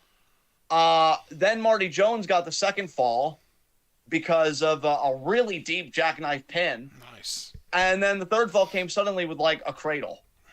Now, the funny thing is, like, I've often thought, like, if I was running a wrestling promotion, because I know sometimes we'll do gimmicky titles, but I think gimmicky titles, like, I can be for it, but I'd rather the promotion itself be gimmicky. Like, you know, we've watched promotions where, like, you know, if you get a count out or whatever, maybe count outs like aren't a thing, or if you throw them over the top rope, you get disqualified or whatever, and that's just for every match. I've wondered if like a promotion, if like say your world title matches were always say 2 out of 3 falls matches, or if, you know, every match was kind of like these 5 or 10 3-minute rounds, 2 out of 3 falls, because I like that because it kind of took an element to me of boxing and it put it in pro wrestling. And I thought the presentation, I don't know, it was just very unique to me, gave it a legitimacy to it. So I guess that's something that I would ask you if you were doing a wrestling promotion, would you like kind of shake up how your matches in and of themselves are done, or would you keep gimmicks like that more to championships? Gimmicks like what now specifically? Well, just like, well, not gimmicks. Gimmicks might be too strong a word, but like formatting, like, you know, again, like 12 3-minute rounds, 2 out of 3 falls, like we saw with the Owen Hart, Marty Jones matchup. Like, would you kind of tamper with your matches in that way? Or maybe like no countouts ever, or like if you throw them over the top rope, it's a DQ. You know, those like quirky little rules that some promotions will come up with to be different. I know Terminus, I think, even had their own rules, right? Yeah. Yeah. So, okay. So I do love the idea of messing around with rules to make matches more high stakes and more interesting. But I will say, when it comes to the actual stipulations, in my opinion, those shouldn't just be thrown around. I think that stipulations should be built towards. I think that if you are trying to build a feud to blow off in a 2 out of 3 falls match, you should build it that way. You should have the two wrestlers wrestle each other often and go back and forth. And it's like, okay, I won, then you won, then I won, then you won. The only way to really resolve this is to have a 2 out of 3 falls match. If you're trying to build towards, say, a last man standing match, you should have a big, epic, long match between the two guys that ends in a double knockout, a double TKO. Like, I think that there are proper ways to build towards stipulations. I don't think that stipulations should just be used willy-nilly, and that's actually one of my biggest criticisms of AEW. Yeah, is that you just feel like the gimmick is just they're just like, oh, well, this match is really intense, so we need to put a stip on it. No, like, there should be a storyline reason for it there to be a stip. Yeah. I can understand that. I don't know. I liked that the Owen Hart Marty Jones matchup did it, and then that promotion. And again, it was a title match, to be fair, so I don't think they do it for every match. I think it was their heavyweight title. But I thought it was cool. And again, I've even thought, like, if I ran a promotion, that my world title matches would always be 2 out of 3 falls, just so that we know indisputably who the better competitor is. Because the whole idea when for you me say would be, that gets the gears turning for me, because in my mind, I would not. I agree with you basically at the ground level. I wouldn't want the title to change hands in a one-off match. I wouldn't want there to be, okay, you've earned contendership, therefore you get one shot at this champion, and if you win, you're the champion, and if they win, then you're at the back of the line. I hate that format. I really do. But, like, right. I also think that the solution is more complex than just let's have 2 out of 3 falls instead. Exactly. Yeah, and that's fair. That's why I always used to love as a kid, like, because I think I saw like 2 of them in my lifetime. Growing up, I mean, before I could search out wrestling myself, like those best of 5 series and shit. Yeah. I was even just thinking, yeah. like, maybe we could do like a 30-minute Iron Man match, or like a 60-minute Iron Man match, depending on the situation. Like, maybe it starts where, like, all first-time challenger world title matches are 30-minute Iron Man matches. If that somehow manages to go to a draw, then we go to 60. Yeah.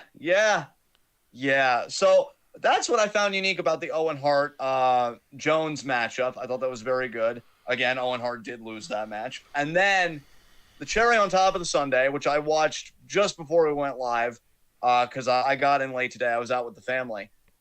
Fucking Bob Backlund versus, and I want to get this name right because this dude was a fucking beast too, Nobuhiko Takada from what was it? Was it UWF? December 22nd of 1988. Oh my God, this match! Jesus Christ! Bob Backlund's a freak, yo. Like, did you say this was from 1978? 1988. Oh, 88. 1988. Okay, 88. Gotcha. Yeah, 1988. Dude, worked. Honestly, I'm going to be that guy. I think that's why I love New Japan for a long time, and that's why it's fucking heartbreaking how they've fallen off for me. Because a work shoot promotion to me is the way to go. I love it. I could watch that shit all day. Man, those 2 guys, they tore it up. Great striking, great guy. And that's another thing when it comes to unique rules, because I think it was just the promotion in general. It seemed like, and this is just an inference because it's Japanese, so something could have been lost on me. It seemed like you were only allowed to be knocked down 5 times because there would be like a little meter. If Backlund would go down, or if Takada would go down, there were like 5 little dots and a dot would light up. Ooh. If you got knocked down more than 5 times, I would assume that you lost. Yeah, that's interesting. Match. Okay. And they would begin a 10 count, so it'd be like a knockout thing. So I guess I really should put it that you'd have 5 opportunities to be at risk for knockout before it would start being like held against you. And then, like, I guess if you cross over 5, like, you would just lose outright. Right. So you getting knocked off your feet matters both in a qualitative way, meaning if you get knocked off your feet for a long time, and in a quantitative way, meaning if you get knocked off your feet a lot of times.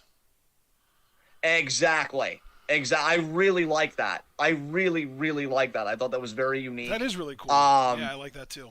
I mean, Takada's kicks were insane. Backlund, what I liked about Backlund, because of his wrestling background, he did a lot of throws, but he would immediately go into those throws into a hold. Like, I know he did one, like, arm capture, like, type throw, and then after he got Takada on his back, he went into a heel hook. And, like, just everything had a flow to it, and, like, every move seemed to matter, and nothing was wasted. I did find the match, because I know the only reason I wanted to do this was because of Puroesu's, like, wrestling account, like Vintage Puroesu, did the highlights of Backlund in UWF. And one of the highlights was him bloody, kind of smiling while he had a guy in an armbar. That was this match. So that was a great visual, seeing Backlund, like, bleeding from the nose and mouth and just smiling about it. And, like, this isn't a diss on Backlund, because everybody knows how hyper-political I am to the left. But, like, he really was Americana. Quintus, like, just his look. You got this ginger dude in these fucking trunks that's like this great wrestler. Like, yeah, he's the picturesque vision of America as it perceives itself at that time. And yeah, and then he goes a little mask off when there's a little bit of blood involved. And I love it. Like, that's why it's kind of a shame, because when I see Backlund in this context, I am the type of guy that's like, oh man, imagine him versus Guerrero. Imagine him versus Angle versus Benoit. You know, those guys. Because I know we worked guys like Brett, and those matches weren't bad. But it's like in WWF, he was entertaining, but he was still kind of a character because it's like, oh, Bob Backlund has snapped, and you know, Mr. Bob Backlund, and he did the chicken wing challenge, and that was great. But I'd be lying if I said I didn't want to see this Bob Backlund as a heel instead. A guy that isn't necessarily kooky or cartoony, but could really just beat the ever-loving shit out of you, man. Like that, I'm telling you, look, I'll be real. I talk a lot of shit. And if you put me in the ring with 100 guys, I lose to 100 guys. It's that simple. I'm not even going to give myself the credit of one. That ain't happening. Unless it's Oedo Tai and they, like, you know, just get disqualified and they, you know, give me the win that way. But I laughed at Bob Backlund. I'm like, this freaking old piece of shit. I could take this guy. No. I would like to formally apologize to the Backlund estate and Bob Backlund himself. I was wrong. I was not in the right state of mind when I said those things. You know, I'd like to say that I have no memory of that, but somebody else that's a really disgusting piece of shit is famous for saying that. So I'll instead say that I do remember saying those things. I was just wrong. Okay? This dude is horrifying. And the funny thing is, he lost this match. Takada actually won with a Kimura lock. And that's even more insane. So yeah, UWF, I gotta say, I want to check out more of that promotion too. And like, I guess my question for you, bro, we live in an age of social media. Everybody knows that, you know, pro wrestling is a work. I guess the obvious answer is yes, if you do look at New Japan. But do you think like a promotion that prides itself on being a work shoot is even viable today? Or do you feel like you just can't put the toothpaste back in the tube kind of thing? I mean, dude, I wonder if like I absolutely think that kind of promotion could thrive, but I think that I think that pulling it off would require a level of discipline that we don't really see in wrestling anymore these days. That's at least yeah, in the US. I think that's a fair, I think that they that's could pull it off in Japan. Like if they did another like a UWF style promotion in Japan, like okay, so here's an example. You know all about Bloodsport, right? Like the GCW's shows that they do called Bloodsport that inspired Raw Underground, right? Yeah. So those shows are really well received by everyone. Everyone that watches those shows fucking loves those shows. Like the GCW fans love them. The smarky internet types love them. The UFC fucking like stickler types love them. Even like the wrestling snob types like Meltzer love them. So like if you could just do that style of a promotion, maybe pull back a little bit on the try hard because that's a little too try hard maybe to pull back a little bit on that, and then you just actually have that be the full presentation of everyone, including the women. I think that'd be great. I think it'd be really interesting, especially like I said, especially if it was Japan. If it was in Japan, because you know, like Japanese wrestling culture is very different than pro wrestling culture in literally anywhere else in the world. Like, I think Japan is literally the only country left in the world where pro wrestling is still treated like a sport. It is still just straight up, full on. We respect our athletes. The athletes don't talk about their lives outside of wrestling at all in like interviews where they're supposed to be in character, anything along those lines. They just completely stay committed. They're like fucking the Robert Downey Jr. character in Tropic Thunder. He doesn't drop character until he's done the fucking DVD commentary. You know what I mean? Like that is Japanese pro. Mexico, I think, to a degree, is like that as well. But Mexico has been getting much more loose. Like the current generation of Mexican luchadors is a lot more chill about that than pretty much any generation in the past has been. But yeah like Japan, no, there's no lax happening in Japan at all. That's still like they are still super up on it, like super strict, super loyal to kayfabe. Like it is way up there. Like even the women, dude, the women in Stardom, like it's one of those things where with Stardom, it's so easy to forget that it's kayfabe. It's easy to forget that it's all a work. because they're all so Yeah. fucking good at portraying these characters that they've been given. And that's the thing. They've been given these characters. They didn't make these characters the way that anyone that goes to AEW gets to do. You go to AEW and you work with Tony Khan. You tell him who you want to be in his company. But if you go to Stardom, Rossi tells you who you are. Rossi will give you a name. Rossi will give you a nickname. Rossi will give you a gimmick. Rossi will give you a theme song and a finisher. He literally molds everybody from clay. And the only thing that they really contribute is obviously their own natural talents, their own physical presence, their athletic ability, their own charisma, that kind of stuff. But creatively, Stardom is 100% the mind of Hiroshi Ogawa. Yes. But they're all so committed to it that we all, even those of us that watch Stardom religiously, like you and I, and Javaris and Abel and DBK, and I'm sure there are other people. I don't know if Domo is as up on it as the rest of us are. Domo, correct me if you are. But like those of us that watch Stardom religiously, still, it's really hard to think of someone like Mayu Iwatani and not just imagine her in real life being exactly the way that her character is, because that character is just so like over the top and domineering almost. Yes, absolutely. But if you would have that level of commitment to a work shoot promotion, it's fucking golden.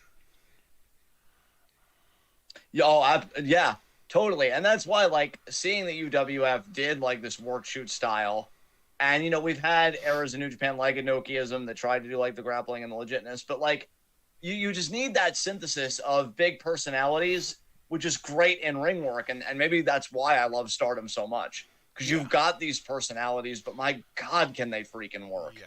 It's really beautiful. And so, yeah, I definitely want to check out more UWF. And that's pretty much all of the wrestling that I've watched, independent of stuff that, you know, we talk about or engage with. I did watch a few clips from WWE. That's how I knew about the Bray LA Knight stuff and Shotzi being #1 contender and Lacey getting rebooted again and all this stuff. Oh, and Bloodline getting interrupted by the Brawling Brutes and Drew and you know, all of them. So that's seemingly going to be War Games. And yeah, I think that's it. So I know we talked about other stuff we'd do on this debut episode. I know we promised Abel we would continue to do high spots and low shots. So do we just kind of pick a high spot or a low shot for this week? Yeah, sure. If you want to. What do we do here? What's your low shot? I guess we could. I guess my low shot will be. Oh God, I kind of want to give it to that women's match for that botched table spot. You know what? My low shot will be the New Day because they couldn't protect their tag team record. I mean, that's what they were really fighting for, not only to regain the tag titles, to protect their reign as the longest reigning tag team of all time. So they're going to be my low shot because they came up short. Nice. I dig it. As far as my low shot goes,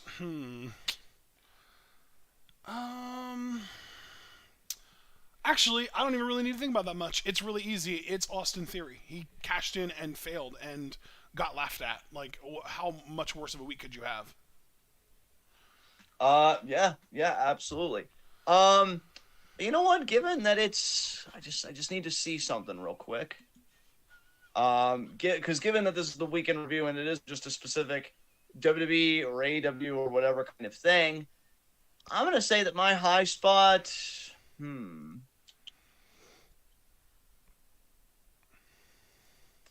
gonna say my high spot is Melt here, from Stardom because they're the Goddesses champs. They retained recently on a show that we covered. You know, on when did we cover that third show? That was this week, wasn't it? Because didn't we cover it on the fucking?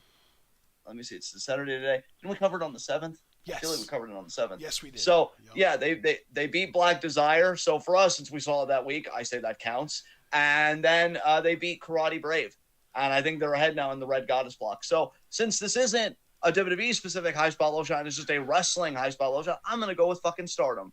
Meltier is my high spot. So who's your high spot? That's a really good high spot. I'm gonna make mine really simple. My high spot is Bryan Danielson. He beat Sammy Guevara 2 out of 3 falls on Wednesday, and not only did he beat him in the sense that he won the match, he beat the fuck out of him, and he deserved it too. I was about to say he deserves it.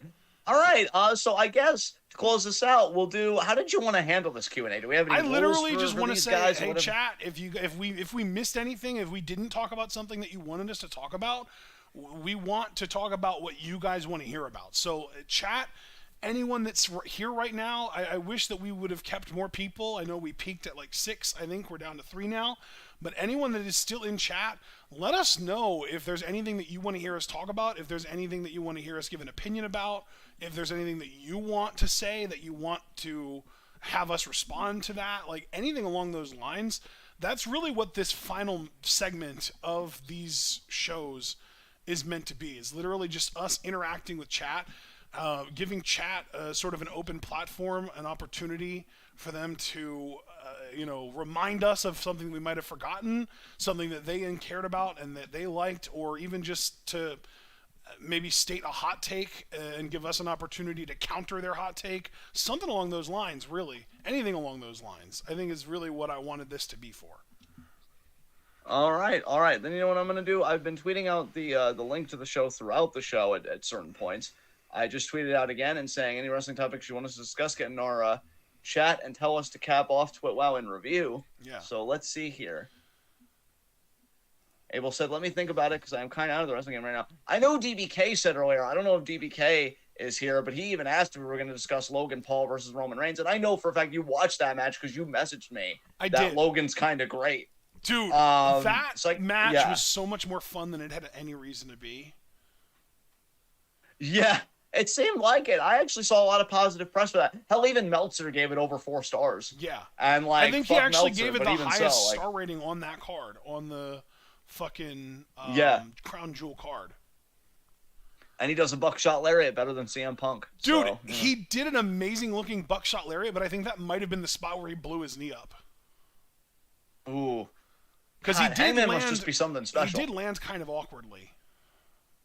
Yeah. Actually, looking at the GIF again, you could even see it. Yeah. And it's like, yeah. Ooh. Yeah. So, anyway, yeah. Logan Paul did a buckshot lariat, and then I actually said in the live wrestling discussion channel in our Discord, Logan Paul officially a better pro wrestler than CM Punk.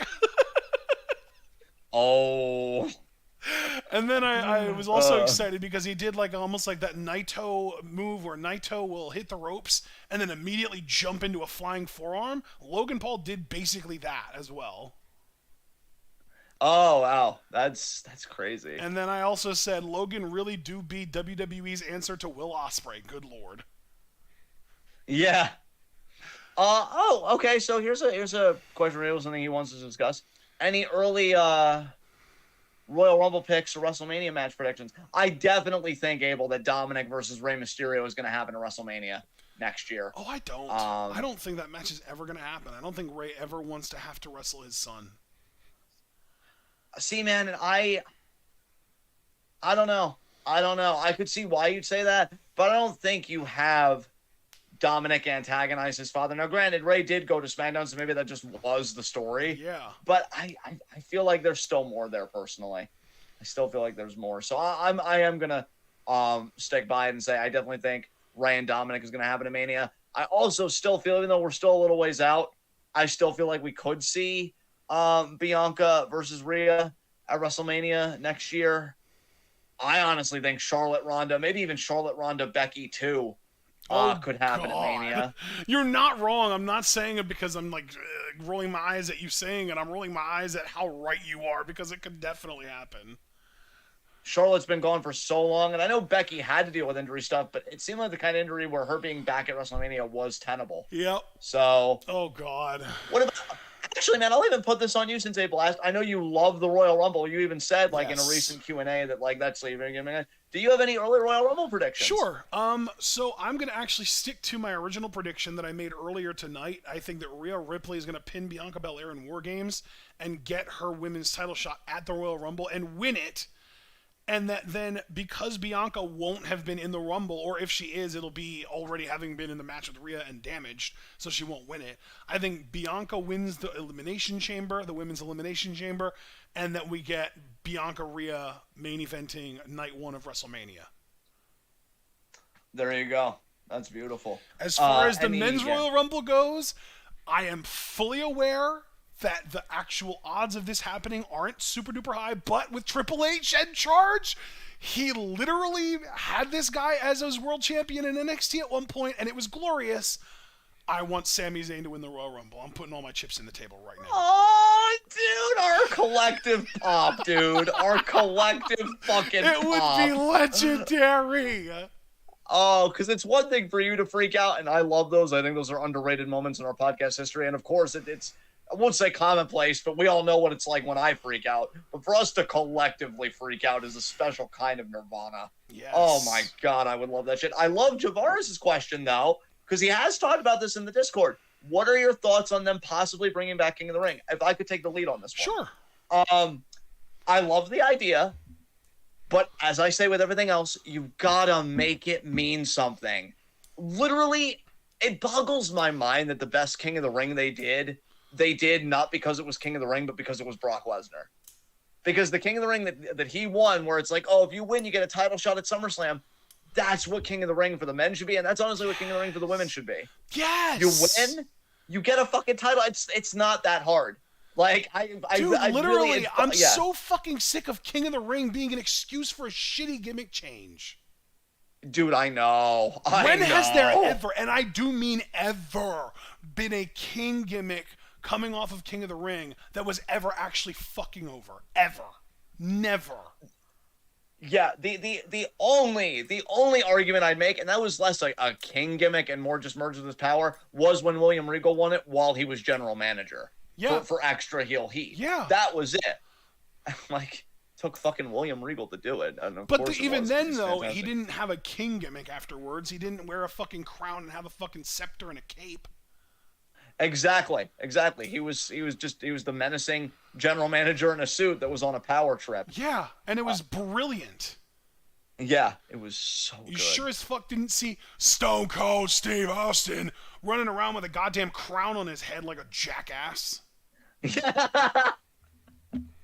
Man, when you say jackass, there's something about that word for you specifically. You put a lot of invective in that, man. And you were just holding on to it. Like, God, learn to write better, jackass. It's like, man, we're holding on to that all day. Like, you were just waiting for it to get better, and it never did. And it's like, you know what? Fuck you, I'm taking this. This is the only thing I'm giving myself here, because you won't get better. But no, I love King of the Ring as a concept. Like, I remember the Brock Lesnar tournament, and I say Brock Lesnar tournament because I'm just thinking of the year 2002 when he won it. And the brackets were huge. And you know what, dude? This is actually a perfect circle moment, because we were talking about the undercard, and the undercard, like, giving themselves to make them matter. That King of the Ring that year, dude, had so many fucking undercarders. Yes. And, like, they stood out because I'm telling you, Brock Lesnar versus Test from that tournament still holds up. That spot where Test actually hits his big boot and JR's reaction and it being fantastic. Fantastic. Dude, if we can fit 30 motherfuckers in the Royal Rumble, why the hell can we not get a 32-person bracket in the King of the Ring? Hey, thank you. Yes. And also, can I just say, even better if you commit to a brand split and you have a SmackDown side and a Raw side that makes each episode special. Right? Because then it's like, oh, on the Raw side of the bracket, we have these guys, but then tune in Friday because we've got these, like, SmackDown superstars going for King of the Ring. Can Xavier Woods, for example, get a 2-peat? And it's like, yep. And then the winner, and then, like, you could do so much with it. Well, that's the biggest change that I want to see from the Triple H regime is I want all of the pointless bullshit that Vince constantly did every year for no goddamn reason to actually have a reason. I want Survivor Series to be for something in the Royal Rumble. Literally, winning team gets to choose their Royal Rumble numbers. There you go. That's all you need. Yeah, again. So, Javaris, I got to thank you for bringing this up, and especially for the women, too, because I've been saying it's one thing to give the women, like, a match. It's another thing to give them, like, a purpose for the match or a story more generally. Yep. And, like, yeah, I'm happy for Zelina that she became the first ever Queen of the Ring. I think she did very well with it. Better than, honestly, I thought she would do, not because of her, but because of the company she works for. Her winning the Queen's Crown tournament was cool. I will never understand, A, why it took them so long to really lean into it, and B, why they leaned into it for so fucking long. I swear to God, she was still doing the British accent within the last 3 months. I'm not even joking. Yeah. Yeah. Like, just make it a tournament about being like, and again, it would be another mid card, upper mid card mechanism. You win it, you get the title shot. It's not about being literal royalty, God, you fucking I assholes. feel like the first example of the King of the Ring where they really did it as horribly as possible was Sheamus. Yeah, dude, it's so fucking funny you say that because he beat John Morrison to become King of the Ring, and I remember as like a hardcore Jomo mark at the time, still am of course, but especially at the time, I was heartbroken. But now in hindsight, my God, they did me a favor. Holy fucking shit! They gave Sheamus the King of the Ring and proceeded to again, like they've been doing since, give him a fucking crown and a cape and a scepter, and that was the entire thing. And dude, the crazy fucking thing, if you just want to look at it from a booking perspective, which I mean, you are with how they dressed him up and stuff, because I will never understand that. He beats Jomo for King of the Ring, but it's Jomo that gets a title shot because then at TLC a few months later, he wins a ladder match against Sheamus to get a shot at the WWE Championship, which I don't mind. Obviously, that match was fucking awesome. That was the Falls Count Anywhere match with The Miz. But Sheamus was King of the Ring. You're telling me he gets nothing. He still has to earn title opportunities separate from the King of the Ring. He should have gotten a title opportunity already baked into that tournament win. I feel like the first, fuck up, the first time that they did it that they never should have gotten away with was King Booker. Yeah. I'm ambivalent on King Booker. Yeah. But that's the thing, though. As soon as they did King Booker and it got over, we were fucked. Yeah, that's true. Because that was literally, they used that exact formula every single time, excluding Regal since then. Yeah. They used that formula on Sheamus. Did you even remember that we had King Barrett at one point? Oh, I actually blocked it out of my memory, so thank you. Yeah. That's a lot of repression. Yeah, dude. Bad News Barrett won the King of the Ring in 2015. Yeah. Yeah. And then we had fucking King Corbin and most recently King Xavier, which I think that whole gimmick lasted for all of maybe 3 months at most, and they've done literally nothing with it since. Yeah, and poor Xavier was another. I mean, when you talk about a tournament that could have made somebody and energized somebody, imagine an Xavier, given that Kofi did it before him. Big E would go on to do it a bit later, but this would be Xavier's shot at the big time. I get a chance to be a world champion. Like that. Am I tripping, or was Big E literally the Universal Champion or the WWE Champion or one of those two at the beginning of this fucking year? I think you're right. We'd have to Google that. It might have been last year, but I feel like it was this year. It feels like this year, but insert. He entered the year 2022 as the champion and lost it to Brock Lesnar on day one. Yeah. Oof. So I'm not even tripping. He literally entered the year as the WWE champion, immediately lost it to Brock, and immediately got relegated back to tag team role. Yeah. Oh my God. How? He held the title for 110 days after cashing in Money in the Bank on Lashley. Yeah. Yeah. To his face practically too, because he said he was going to do it, and then Lashley had that match. Big E came in, and the reign was just kind of it had its bright spots, but Lord. I feel like they did E so dirty. Damn. Yeah, and also we've pointed this out before, but just have to bring it up again. Brock Lesnar has been the one responsible for dethroning both of the two members of the New Day that have held world titles. Yeah, there's a story there, and I don't know. I can really want to hear the discomfort in your voice. Yeah, because I'm dwelling on it, and I'm like, there's optics, and then there's really just not caring how anything looks, huh? Yeah. So let's take a look here, because I know other people asked stuff. Okay, so Javaris asked about King of the Ring. Alex wanted to know if you had any thoughts on Duke Hudson joining Chase U, but I know you haven't really been in touch with NXT. That's really cool. All, so. I like that. I'm wondering if that's leading to it's like a big reveal that he was just infiltrating it, and his real plan was to use it as a stepping stone to get elevated or something. But for now, yeah, it's cool. I'm happy to see if we get a Duke and Andre Chase tag team, and they maybe even go after the tag gold. That could be interesting. That could be fun. And Foster also asked another thing. Before you get to that, I want to add, especially because now Andre Chase lost Bodie Hayward, or whatever the guy's name is. That's right, because he got released. Yeah. That's right. Damn. Yeah. Then I think Foster also asked, and this is like the last pure question. I don't know if this will be like where we wrap the show up or if anybody's got anything else they'd like us to talk about. What was it that he said? Oh, he said also for both of you, is there any current wrestler that is slowly making you like them? So I think he even said specifically wrestlers that you don't really like that are turning you around. So I think Micah for me too. Micah's really turned a corner for me lately. God, she's wonderful. Oh my God, dude! I forgot. I keep on forgetting to tell you. Natsu from Stardom? Yeah. She's teaming with Hazuki on the next fucking showcase show. Holy shit, we got Natsu back? Natsu and Hazuki are going to be taking on the team of Natsuko and Kashima, maybe? I don't maybe I think it's Kashima. Let me look. Yeah, it is. It's Hazuki and Natsu versus Tora and Kashima.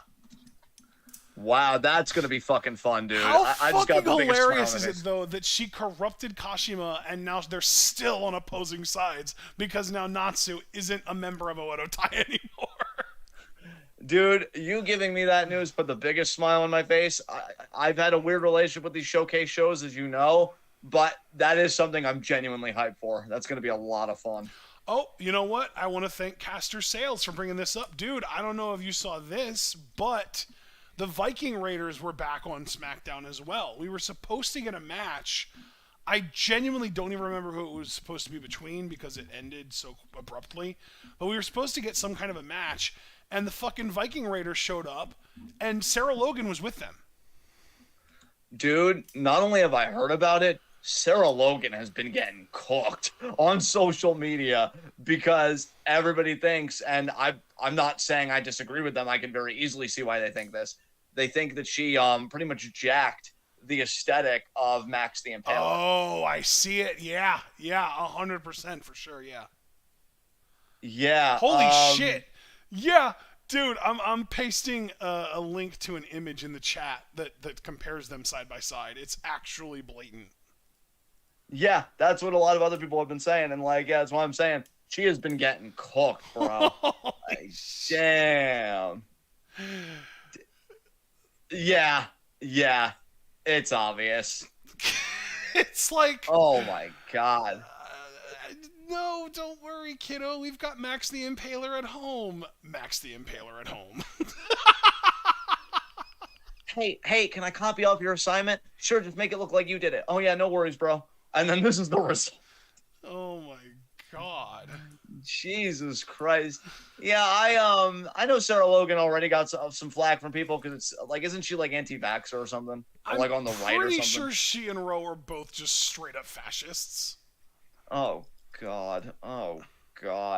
So the whole Viking thing, like it's a real life LARP then. That's unfortunate. There's part of me that really hopes that Hansen is like the distant friend that really wants them to be better, but that's really optimistic. Oh, Max the Impaler God. from Witch.com. Thank you, Abel. Thank you for that. Foster, you beautiful innocent soul. I've become so cynical that if Ivar is running with them, not from them, there's probably agreements happening at that table. Yeah, that's what I'm concerned about too. Oh God, they're complaining about elections being stolen at the Renaissance Fair. You're not even wrong. It's so sad. God, I'm such an asshole. No, it doesn't count if you're right though. Oh God, I'm going to abuse that rule so maliciously now. Hey man, you're a real bitch. I'm right. Why ya booing? I'm right. Yes. Dude, that might just become my new lifestyle that's going to make everyone want to kill me in like 2 weeks. Oh, God. I'm about to become the worst type of person. No. But, no, I just... No, you know what, though, man? To kind of bring it down a bit, because God knows I needed that laugh, because when I think about rightist trash for too long, I really get sad. But, man, is it just me, or is it possible that just the Viking Raiders? I even what were they called before they came to WWE? Was it War Raiders? Before WWE, they were War Machine. Wait, that's right, dude. It's been so long. Sometimes I wonder if they were just better because they were able to do their own stuff and be their own people before WWE. And I feel like WWE has just been tinkering with them. And I feel like they probably have creative input with them doing this now. Like, I have to imagine that War Machine was in the room with Sarah and they're like, okay, we want to do this. This is the kind of aesthetic we want to do. But I remember loving War Machine, man. Like, I remember when we reacted to their matches. They were War Machine in, like, New Japan and Ring of Honor, and then they came to NXT, and they were War Raiders in NXT, which they were still cool then, right? But then, yeah. But then they debuted on the main roster as the Viking Experience. Fuck. So, yeah, I remember the first War Machine match you and I watched together. Yeah. I was just thinking, like, this is potentially one of the greatest tag teams of all time. Yeah. Like, I really thought the world of these guys. Their size, their work rate, their chemistry, everything. Yeah, Rowe is really good at, like, 2 or 3 things. Yeah. And then Hansen is just an exceptional talent. Hansen's incredible. Yeah, absolutely. Absolutely. And really, if we're being as sort of detached from reality as possible, as far as, like, non-kayfabe goes, I could believe either one of these guys as world champions. I could believe that either of these guys could beat Roman Reigns if you built them correctly. Oh, absolutely. Absolutely. They've got the size, they've got the look, they've got the work rate, like all that shit. And I think that phrase you said at the very end is key, if they're booked correctly. Oh, yeah. That's why I would, to circle back, and again, I'm loving these circles that we can make, to circle back to our Money in the Bank discussion. That's why I was fascinated about Otis being Money in the Bank, because if they booked him correctly, even if he wasn't going to beat Reigns, which it's very clear that he wouldn't have, it's very clear that this was the plan all along, which was a good plan, so I'm not knocking it. But he could have been a formidable guy, and you probably could have gotten some hope spots in the actual match and had the crowd invested in him. Because again, he's a guy with size and that can work. Same way with Viking Raiders. So I guess I'm happy for them. I don't know, man. By the way, apparently the match that was supposed to happen that they intruded and just beat everyone down in was Legado del Fantasma versus Hit Row.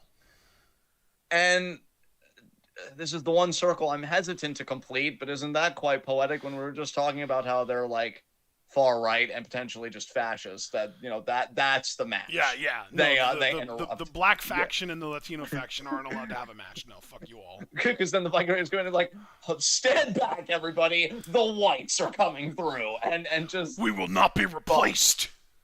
No.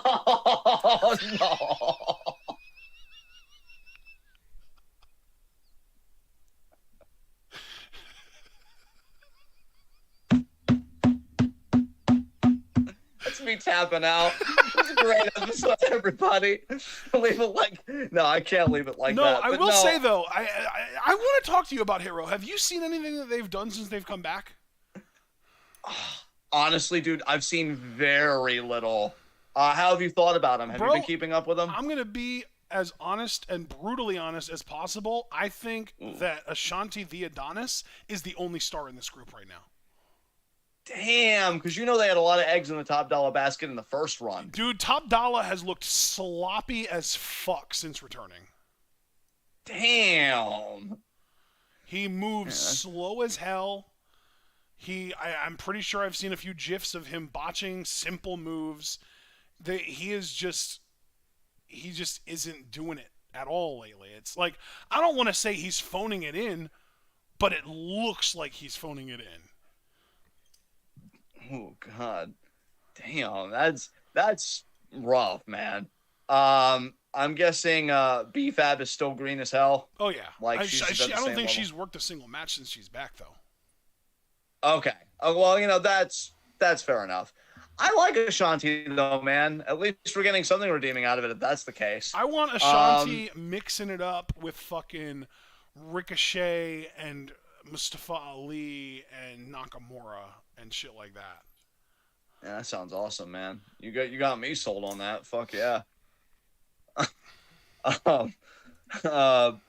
Yeah, I really haven't looked into Hit Row. I may have to check in. Have they done any of those like rap ciphers or whatever that they used to when Swerve was around? I'm guessing they Well, are, or not something like that. recently. I think they did very, very early on in their return, but they haven't since.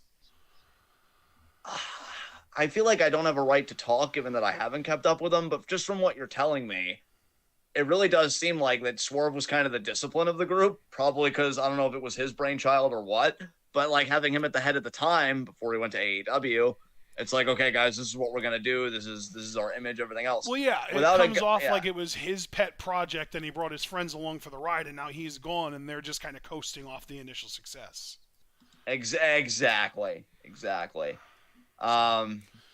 I guess that in those situations, what always happens is just going to happen here too, where the true mastermind will continue to succeed separate from the lackeys, and the lackeys will have to find a way to keep themselves relevant because, the coasting is going to run out of steam real quick. Yes. Now, meanwhile, on the other hand, it seems like, from what I've heard anyway, Legado is doing great with Zelina in the Electra role. They truly are incredible. I mean, your tone, like, it says everything. I mean, it's Santos. What do you want me to say? I know, it's like, Santos, don't undress me with your eyes. I mean, unless you want to, I'm not going to say no. But, God, he's so talented. He's never going to win a world title, probably, and that makes me really sad. Bro, honestly, I'm not in the same camp with you there. I think there's a chance. I'm still holding on to hope. You know what? If you're holding on to hope, and see, it's the funny thing, because I feel like with wrestling, I'm normally more optimistic and you're pessimistic, but then when it comes to like real world stuff like politics, you're more optimistic and I'm more pessimistic. But if in this case, you're more optimistic on the wrestling front, your hope gives me hope.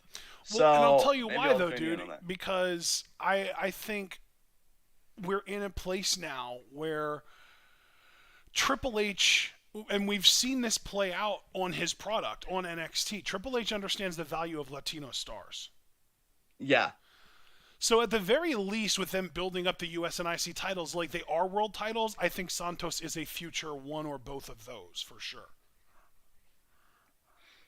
That's beautiful. And then I also have to wonder, given that, they're on kind of opposite poles in their careers, because Santos is on the older side and Bandito's so young. What if we see them on our TV at the same time?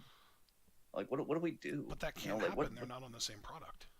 I know, but what if the stars align one day and Bandito is like, you know what? My wife kind of had a change of heart. I feel like I could make really good money with WWE, and then it just happens. And Santos is like, is this big fucking match there. Are you booking a divorce right now? I mean, no. I'm saying like she had a change of heart, so like we talked about it, and like we realized it's gonna be good money. We're willing to move to the U.S. now. I gotcha. Yeah, exactly. Because it's like child's college fund, world's kind of ending. I want them to be secure, and then yeah. But like what I'm saying is, I'm glad they're on different shows because to me, dude, like, can I just say, holy shit, you just got me to realize something fucking incredible. Which is?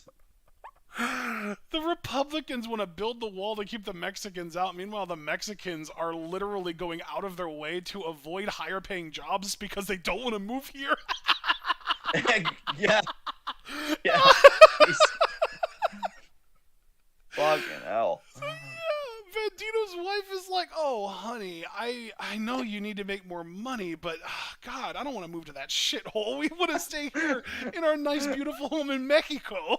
Oh, God, dude, that reminds me of that South Park episode where Garrison was like, build the wall, and then they see the Canada's building the wall, and then they get offended that Canada's building the wall. What are you doing? Oh, we're keeping you out. You can't keep us out. We're building the wall. We got a lot of nice shit over here. It's pretty great. You don't want to see it, though. You don't want to see it. Yeah, we do. We gotta cross that wall. Oh, man. And then never forget the way that episode ended. I came here to do one thing. Oh, God. Garrison's a trip, low-key. But yeah. Holy shit. Yeah. That's... God, maybe that's the answer. Maybe to get America off its bullshit, maybe Mexico should just build the wall. And then when the U.S. is like, what are you doing? Oh, we're keeping you guys out. You're just a bunch of rednecks and hicks. We don't want that here. Holy shit. Mexico needs a... Does Mexico have a president? Yes. Okay. Yes. I wasn't sure if it was like a president or a prime minister or something like that. So yeah, Mexico needs a presidential candidate that starts preaching about how we need to keep those dirty U.S. Americans out. Oh God! And then the like I'm just imagining Fox's meltdown over this and the fucking hours they would devote to. How could they say that about us? America's the greatest country in the world. I'm Oh just my like, god, God, the dude! copium. They would have to learn Spanish.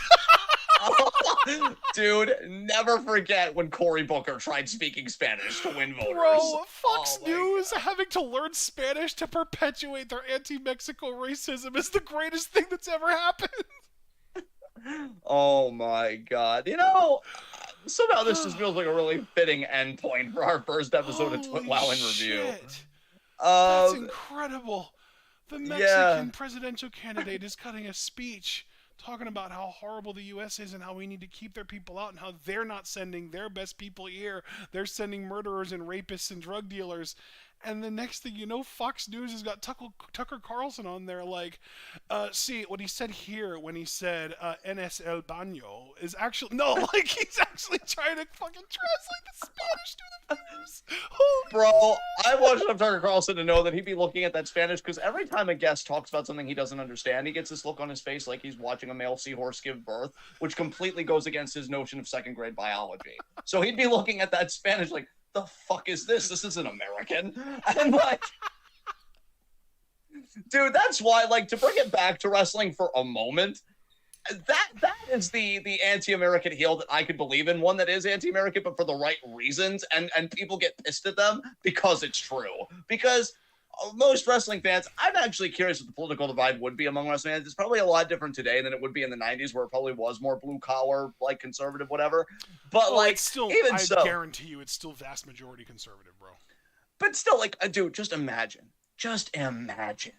Santos coming out in a suit, because that's always my fantasy, never change, on a microphone, talking about how we rank first in, like, I'm not even saying these stats are real, I'm just like spitballing. Like, we're first in child poverty, third in global obesity, all this stuff. And he's like, yeah, I hate America because America sucks. And then he supports it with facts. And then just to rub salt in their wound and appropriating one of their voices, he's like, oh, you don't like that? Well, facts don't care about your feelings. But he says it in Spanish.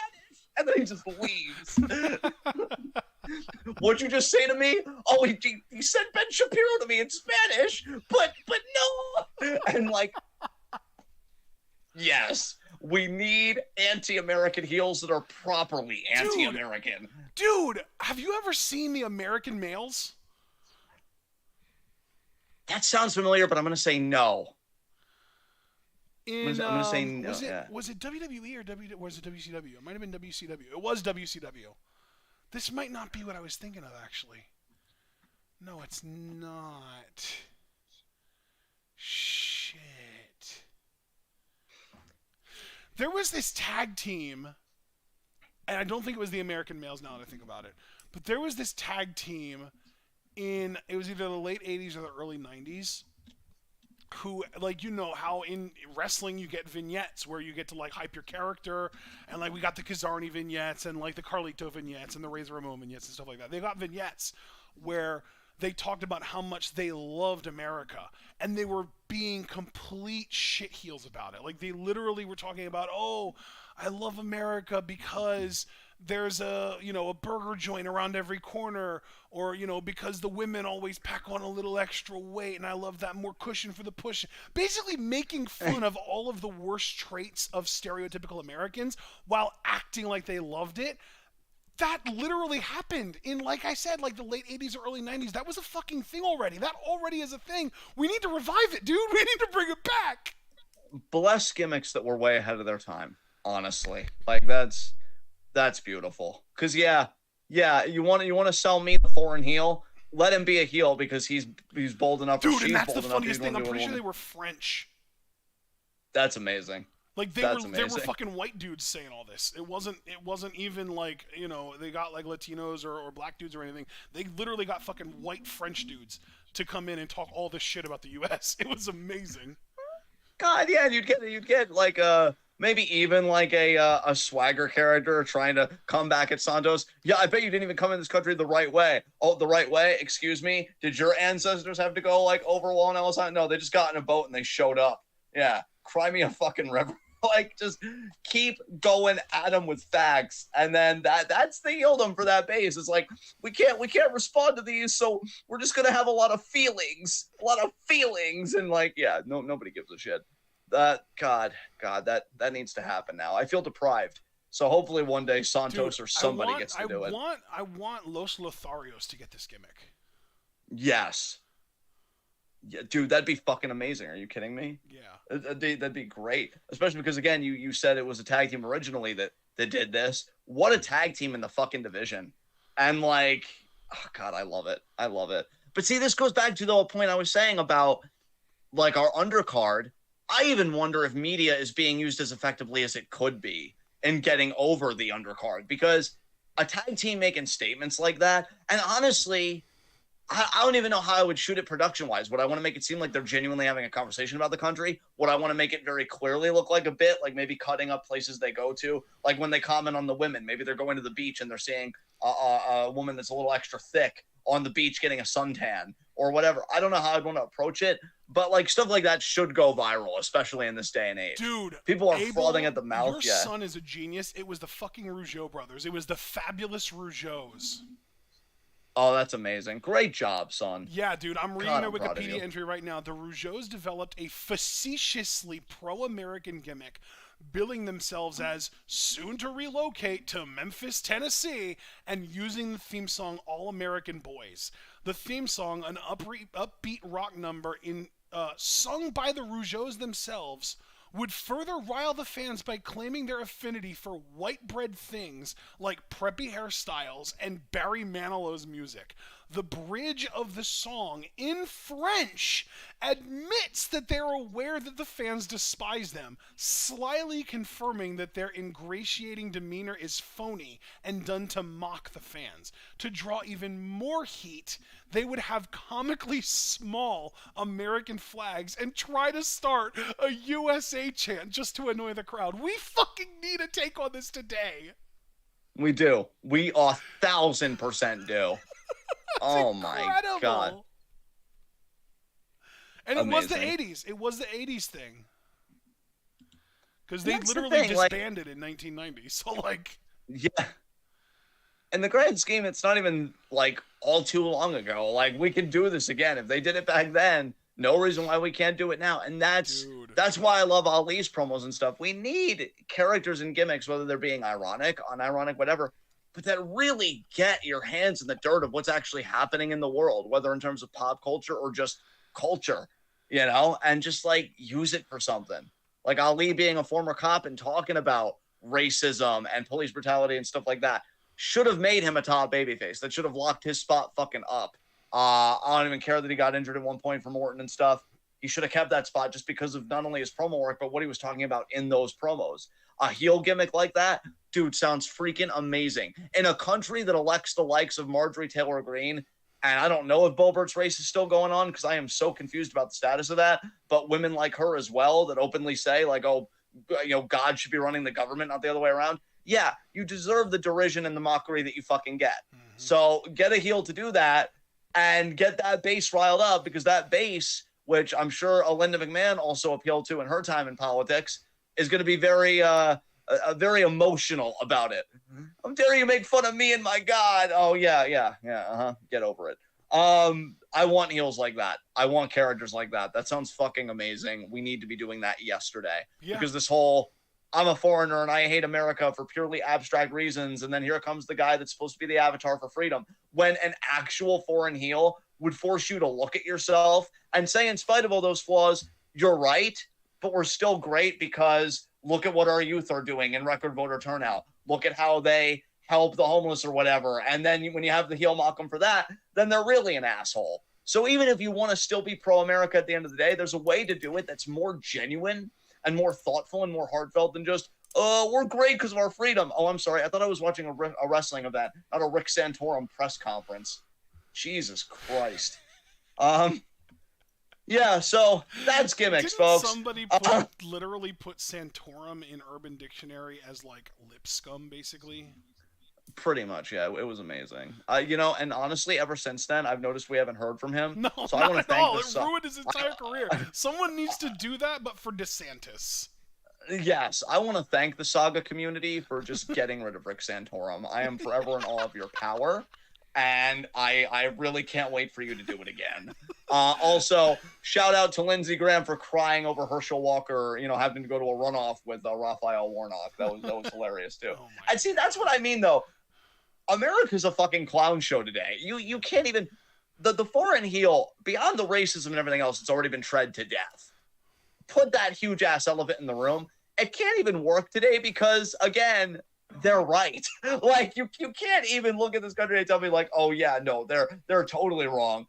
They may be wrong again if you look at it from the right angle, like I said. But yeah, I'm still stuck on that. We need that, man. We absolutely need that because the idea that we've even said this stuff to each other in politics is a joke, and the idea that a heel hasn't even commented on that, probably because of the old Vince regime, they would have been fired on the spot, is even more of a joke. Like, I don't know. Foster, don't you ever apologize to us for anything. You are beautiful. And from where I sit right now, you are the one redeeming quality of Georgia. You and everybody that had the good sense to vote for Warnock just because Herschel Walker is such a shit tier fucking candidate. Abel, foreign anti-USA babyface is the new meta. You're goddamn right it is. And why shouldn't it be? Why shouldn't it be? That would probably do more to energize. Like, you want to talk about mainstream appeal? With how many people are so low on their politicians and with how Zoomers feel about, like, government and the state of the U.S. and climate change, if you had heels like that, you'd probably bring more Zoomers into wrestling than just the American hero that's like freedom, apple pie, women, I guess, but at a social distance. Like that's antiquated. That's fucking antiquated. Even if you had a babyface that believed in America, that cut a promo and said, I know this country isn't great. We have racism. The people that should protect us are the ones that inspire the most fear in us, like fucking Ali, you'd probably bring more Zoomers and like young into the fucking fold. But no, let's just keep up with the tropes. That's why, like, I don't blame people that are still skeptical about Triple H's WWE, because rebooting gimmicks is only step one. Like, you've got to show that you're willing to do novel stories, have these kinds of promos be cut and stuff like that. And I haven't seen any of that yet. So we're going to have to wait and see what he does. But anything else you want to talk about? I don't think so, no. I think that this was a lot of fun. I've absolutely loved this first episode, and I am already a week out excited to get to our second edition of this next Saturday. Yeah, I think this went even better than I expected. I was already hyped about it. Oh, by the way, I did want to say, I don't necessarily plan on showing up here every week with having watched stuff, like going out of my way to watch stuff, but that said, there will randomly be weeks that I will show up and be like, oh yeah, I watched 8 episodes of WCW Nitro from 1995, just because that's how my brain works, and it'll be like, I'll have a lot to talk about on those too. Dude, I look forward to it. Again, I wanted to bring a little something to the party. So again, guys know the 3 matches I watched. I don't want you to feel like you have to watch anything extracurricular, though. We could literally skip that whole section if either one of us felt like watching anything extra this week. And believe me, brother, I'm not going to hide it from you or anybody else. I'm going to make this clear in episode 1. That is definitely going to happen. Yes. I would still like weeks where I'm in the mood to watch stuff, and when I do, you'll hear about it. But yeah, there'll definitely be weeks where I'm like, I didn't watch anything. I just want to keep it to current events because maybe current events, there's enough to talk about. But yeah, for a debut episode, I love this. Well, here's the thing, Caster. Next Saturday, we're going to be going live with the show at 4. Yep. Because we know that Full Gear is happening. And then we're going to live react to that. It's actually working out really well because this episode only went 2 hours and 40-ish minutes. And I feel like we went pretty long on a lot of stuff on this episode. I expected these to be 2 to 3 hours long, so it's pretty much falling right in line with where I thought it would. Yeah, there you go. So, yeah, we'll have a 4 o'clock show next Saturday, and then we will be live reacting to Full Gear. Yep. Which, again, it does seem like the card's pretty solid. So, good shit there. And, yeah, I guess that's it for now. So, guys, since I introed, I also will outro. This has been, the week of wrestling in review has been TWitWoW, the best wrestling podcast made for wrestling fans, by wrestling fans, on the web today. I'm John. That's my cohort and commentary Ashton. Guys, be sure to like the videos you file out. Again, the more likes you leave, the more likely we are to be the top search result, just in our content in general on YouTube. If you want the best coverage of, just the week in wrestling as far as, storylines and stuff like that goes. So leave a like, get us up there. Greatly appreciated. Subscribe, click the bell icon so you don't miss any of that TWitWoW goodness. Check out everything we're involved in the description box. Follow us on Twitter and Twitch because we are the best wrestling podcast in all the IWC. And yeah, be sure to comment down below. You guys heard what we talked about this week. What are you guys feeling about the Bray storyline? What do you think about AEW's women's division and Saraya's comeback match? Do you think it's been poorly booked? Do you think it's been properly booked? You know, what do you think they've done wrong and right on that? What do you think about Wardlow versus Joe versus Hobbs at Full Gear? Do you think they're getting Wardlow back on track? What do you feel about the foreign heel discourse? Do you feel like there's still a place for the foreign heel in wrestling today? What do you think about our idea of a foreign heel that's just honestly critical of America and America, you know, the babyface forced to look at its faults, acknowledge it, but still affirm America anyway? Talk to us, talk to us, talk to us. Feels like a long time since I've said that. Love to get all your thoughts about the wrestling in review that we had here. And again, we'll see you next Saturday with this at 4 p.m. Eastern time because it is Full Gear that weekend. And then the weekend after that, I think it'll be another 4 o'clock one because it'll be Survivor Series that week. So the next 2 Saturdays are going to be loaded. But yeah, we really appreciate you guys coming out. And next time we're going to see you guys is when, Ashton? What, like Monday or something? Thursday. Oh, damn, Thursday. I like the sound of that. Thursday Monday, at 6 p.m. We have a Stardom show. Then Friday at 5 p.m. we have another Stardom show. Then Friday night at 11 p.m. we will be previewing and predicting Full Gear. And we're staying up later that night because Saturday morning at 2:30 a.m. we've got Stardom Gold Rush to live react to as it happens. I actually forgot about that. Saturday is going to be kind of fucked. I got to figure some things out. So, yeah, I didn't think it was going to be. I actually forgot it was that stacked. I got to figure some things out. But yeah, guys, that's just TWitWoW for you. Fucking workhorses all the time. So enjoy your weekend, guys. We will see you Thursday. And until then, tune in and peace out.